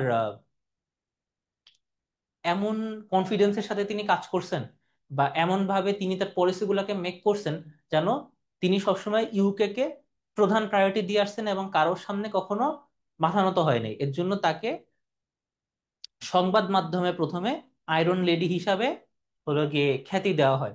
আয়রন লেডি বা লৌহ মানবী, আয়রন লেডি বা লৌহ মানবী। ওকে। তারপরে মৌমাছির চাষকে কি বলা হয়, মৌমাছির চাষকে কি বলা হয়? এই টাইপের কোশ্চেন কিন্তু বারবার আসে, যে এই ধরনের চাষকে কি বলে, এই ধরনের যেই পদ্ধতিটাকে কি বলে। একদম প্রথমে আমরা যদি দেখি যে হর্টিকালচার, হর্টিকালচার মানে কি? উদ্ভিদ চাষ, উদ্ভিদ চাষ। পিসিকালচার মানে কি? এটা হলো গিয়ে মাছ চাষ, মাছ চাষ। সেরিকালচার মানে কি? রেশম পোকা চাষ।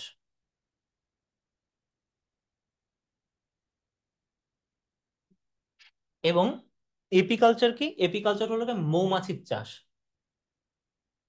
যারা এই যে মৌমাছি চাষ করে, মৌমাছি থেকে কি করে, যে মধু সংগ্রহ করে, তারা তাহলে কোন ধরনের চাষাবাদ করে সেটাকে বলা হয় এপিকালচার বা মৌমাছির চাষ বা মৌমাছির চাষ। মৌমাছির চাষ। আচ্ছা। তারপর আমরা দেখি 12ই আগস্ট কি দিবস, মানে আজকে তো 12ই আগস্ট, তাই না? তাহলে আজকে কি দিবস?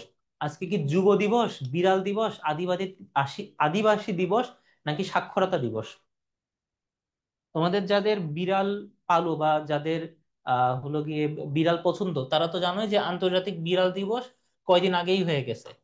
এটা হলো গিয়ে তাহলে না। আচ্ছা। তারপরে 10-এ, সরি, 10-এ আগস্ট ছিল আদিবাসী দিবস, 10-এ আগস্ট ছিল আদিবাসী দিবস। এবং আজকে 12ই আগস্ট আন্তর্জাতিক যুব দিবস। ভেরি গুড, আন্তর্জাতিক যুব দিবস হলো গিয়ে আজকে। আচ্ছা।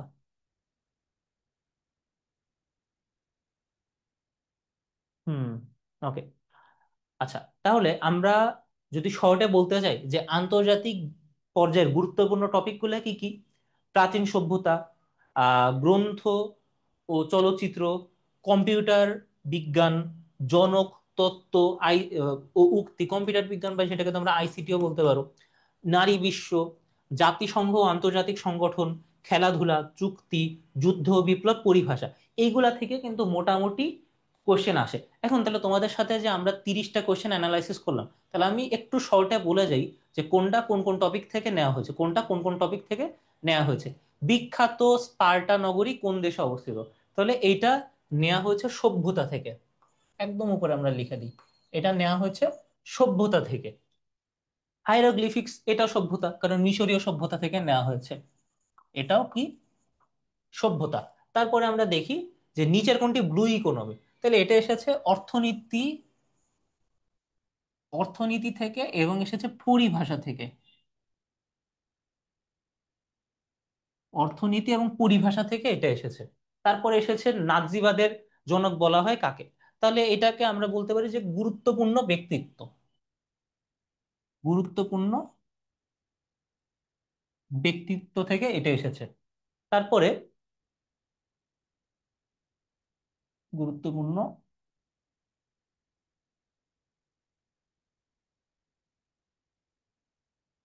গুরুত্বপূর্ণ ব্যক্তিত্ব। তারপরে জাতিসংঘ বিশ্ববিদ্যালয় কোথায় অবস্থিত? এখানে ইউনাইটেড নেশনসই আলাদা একটা টপিক, তারপরও যদি বলি তাহলে আন্তর্জাতিক সংস্থা, আন্তর্জাতিক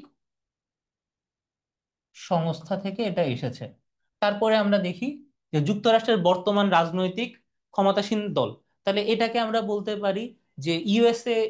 অনেক সময় আলাদাই একটা তোমার টপিক, বা ইউএসএ তে যদি নির্বাচন হয় ওইটাই আলাদা একটা টপিক হয়ে যায় কারণ এত গুরুত্বপূর্ণ। তারপর যদি বলতে হয় তাহলে বলতে পারি যে রাজনীতি, এটা রাজনীতি। আচ্ছা। যুদ্ধই জীবন, যুদ্ধই সার্বজনীন, এই উক্তিটি কার? তাহলে এটা উক্তি থেকে এসেছে। এটা কোন জায়গা থেকে এসেছে? এটা এসেছে উক্তি থেকে, এটা এসেছে উক্তি থেকে। মুসলিম বিশ্বের প্রথম নারী প্রধানমন্ত্রী কে ছিলেন? তাহলে এটা গুরুত্বপূর্ণ ব্যক্তিত্ব, গুরুত্বপূর্ণ ব্যক্তিত্ব। তারপরে ইসরায়েলের বিরুদ্ধে পরিচালিত হামাসের অভিযানের নাম কি? তাহলে এটাকে আমরা বলতে পারি এটা আসছে যুদ্ধ কিংবা বিদ্রোহ থেকে। যুদ্ধ, যুদ্ধ কিংবা বিদ্রোহ থেকে। কোন দেশ one belt one road initiative গ্রহণ করেছে? এটাকে আমরা বলতে পারি যে চুক্তি থেকে এসেছে, চুক্তি থেকে এসেছে। আচ্ছা, তারপরে ব্রিক্স, তাহলে এটা আমরা বলতে পারি এটা আন্তর্জাতিক সংগঠন থেকে এসেছে। আন্তর্জাতিক, আন্তর্জাতিক সংগঠন বা সংস্থা তোমরা যেটাই বলো না কেন।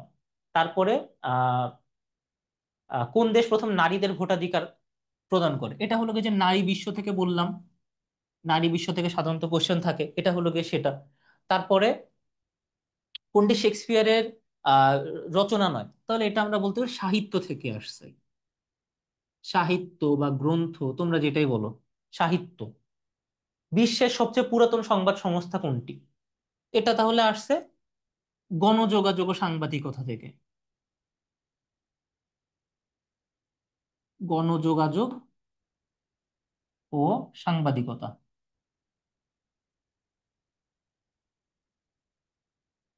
তারপরে আমরা দেখি যে নিচের উল্লেখিত কোন ব্যক্তি নোবেল পুরস্কার প্রত্যাখ্যান করেছিলেন? তাহলে এটা আসছে হলো গিয়ে পুরস্কার থেকে। এবং নোবেল নিজেই কিন্তু আলাদা একটা টপিক, কারণ নোবেল থেকে এতবার কোশ্চেন আসছে, অনেক তিনটা চারটা টপিক মিলে এতবার কোশ্চেন আসে নাই। আচ্ছা, মার্কিন যুক্তরাষ্ট্রের দাসপ্রথা বিরোধকারী প্রেসিডেন্টকে? তাহলে এটা তোমার গুরুত্বপূর্ণ ব্যক্তি, গুরুত্বপূর্ণ ব্যক্তি। From third world to first, তাহলে এটা হলো গিয়ে এই যে বই বা সাহিত্য, বই কিংবা সাহিত্য, আবার একই সাথে কি গুরুত্বপূর্ণ ব্যক্তিত্ব, গুরুত্বপূর্ণ ব্যক্তিত্ব, ব্যক্তিত্ব। আচ্ছা, 2026 সালের, তাহলে এটা খেলাধুলা, একই সাথে খেলাধুলা এবং আরেক হলো গিয়ে সাম্প্রতিক। কারণ এটা কিন্তু তোমরা যখন পরীক্ষা দেবে তখন এটা সাম্প্রতিকের আন্ডারে চলে আসবে। এলাম দেখলাম জয় করলাম, তাহলে এটা কি? এটা হলো কি উক্তি। এটা কি? এটা হলো উক্তি। তারপরে 20 নাম্বার, তাহলে এটা হলো তোমার এই যে এটাকে কি বলে, যে প্রত্যেক বছর বিভিন্ন দেশ বা বিভিন্ন যে জরিপ বের করে যেগুলা, তোমার এটাকে আমরা মূলত তোমার জরিপ বা রিপোর্ট বলতে পারি। জরিপ বা রিপোর্ট, জরিপ কিংবা রিপোর্ট। তারপরে 21 নাম্বার, তাহলে এটাও আন্তর্জাতিক সংস্থা, এটাও আন্তর্জাতিক সংস্থা। ওকে। তারপরে ইভিএম যেটা, এটা আমরা আইসিটি বলতে পারি, আইসিটি। তারপরে এই যে আবার আন্তর্জাতিক সংস্থা, তাহলে দেখো আন্তর্জাতিক সংস্থা, গুরুত্বপূর্ণ ব্যক্তিত্ব, ব্যক্তিত্ব আর উক্তি, এইগুলা থেকে কতটা কোশ্চেন আসছে? তাহলে এইটা হলো গিয়ে আমরা বলতে পারি যে রাজনীতি,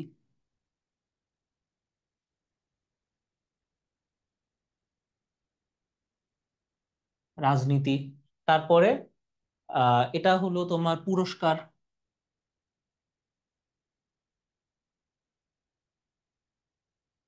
26 নাম্বার টেকসই উন্নয়ন, তাহলে এটা হলো গিয়ে চুক্তি, চুক্তি এবং এর পাশাপাশি আন্তর্জাতিক সংস্থা, চুক্তি এবং পাশাপাশি আন্তর্জাতিক সংস্থা বা সংগঠন যেটাই বলো। তারপরে এটা আসতেছে তোমার দৈনন্দিন বিজ্ঞান থেকে, দৈনন্দিন বিজ্ঞান এবং একই সাথে ভূগোল। এটা ভূগোলের একটা বেসিক এমসিকিউ। 28 নাম্বার, এটা হলো তোমার এই যে গুরুত্বপূর্ণ ব্যক্তিত্ব। তারপরে মৌমাছির চাষকে কি বলা হয়? এটাকে বলে, এটা হলো কি পরিভাষা থেকে আসছে, পরিভাষা এবং একই সাথে সাথে দৈনন্দিন বিজ্ঞানও বলা যায়। আর 12ই আগস্ট কি দিবস? এটা আসছে দিবস থেকে।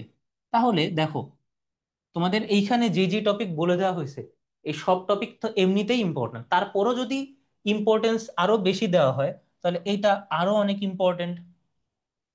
তারপরে এই যে পুরস্কার অনেক ইম্পর্টেন্ট, জাতিসংঘ আন্তর্জাতিক সংগঠন এটা অনেক ইম্পর্টেন্ট, চুক্তি আর যুদ্ধ বিপ্লব। একে তো এখানে 10টা টপিক বলা আছে, তারপরেও যদি আরো ইম্পর্টেন্ট বলা লাগে, যদি আরো ইম্পর্টেন্ট বলা থাকে, তাহলে এই 5টা হলো গিয়ে আরো বেশি ইম্পর্টেন্ট। তো আজকের ক্লাসটা এই পর্যন্তই। আশা করি তোমরা ক্লাসটা মনোযোগ দিয়ে দেখছো, এবং যদি নোট করে থাকো তাহলে তো আরো ভালো। আশা করি ক্লাসের মাধ্যমে তোমরা কিছুটা হলেও আহ উপকৃত হয়েছো, এবং আমাদের ট্রাই অ্যাডমিশন কোর্সের মাধ্যমে তোমরা তোমাদের প্রস্তুতিটাকে ঝালিয়ে নিচ্ছ। তো আজকের ক্লাসটা এখানে শেষ হচ্ছে। সামনে কখনো কোথাও কোনো জায়গায় কিভাবে কিভাবে না জানি দেখা হয়ে যায়। তো সেই পর্যন্ত তোমরা ভালো থেকো, পড়াশোনা করো, আমার জন্য দোয়া করো। সবাই ভালো থাকবে। আসসালামু আলাইকুম।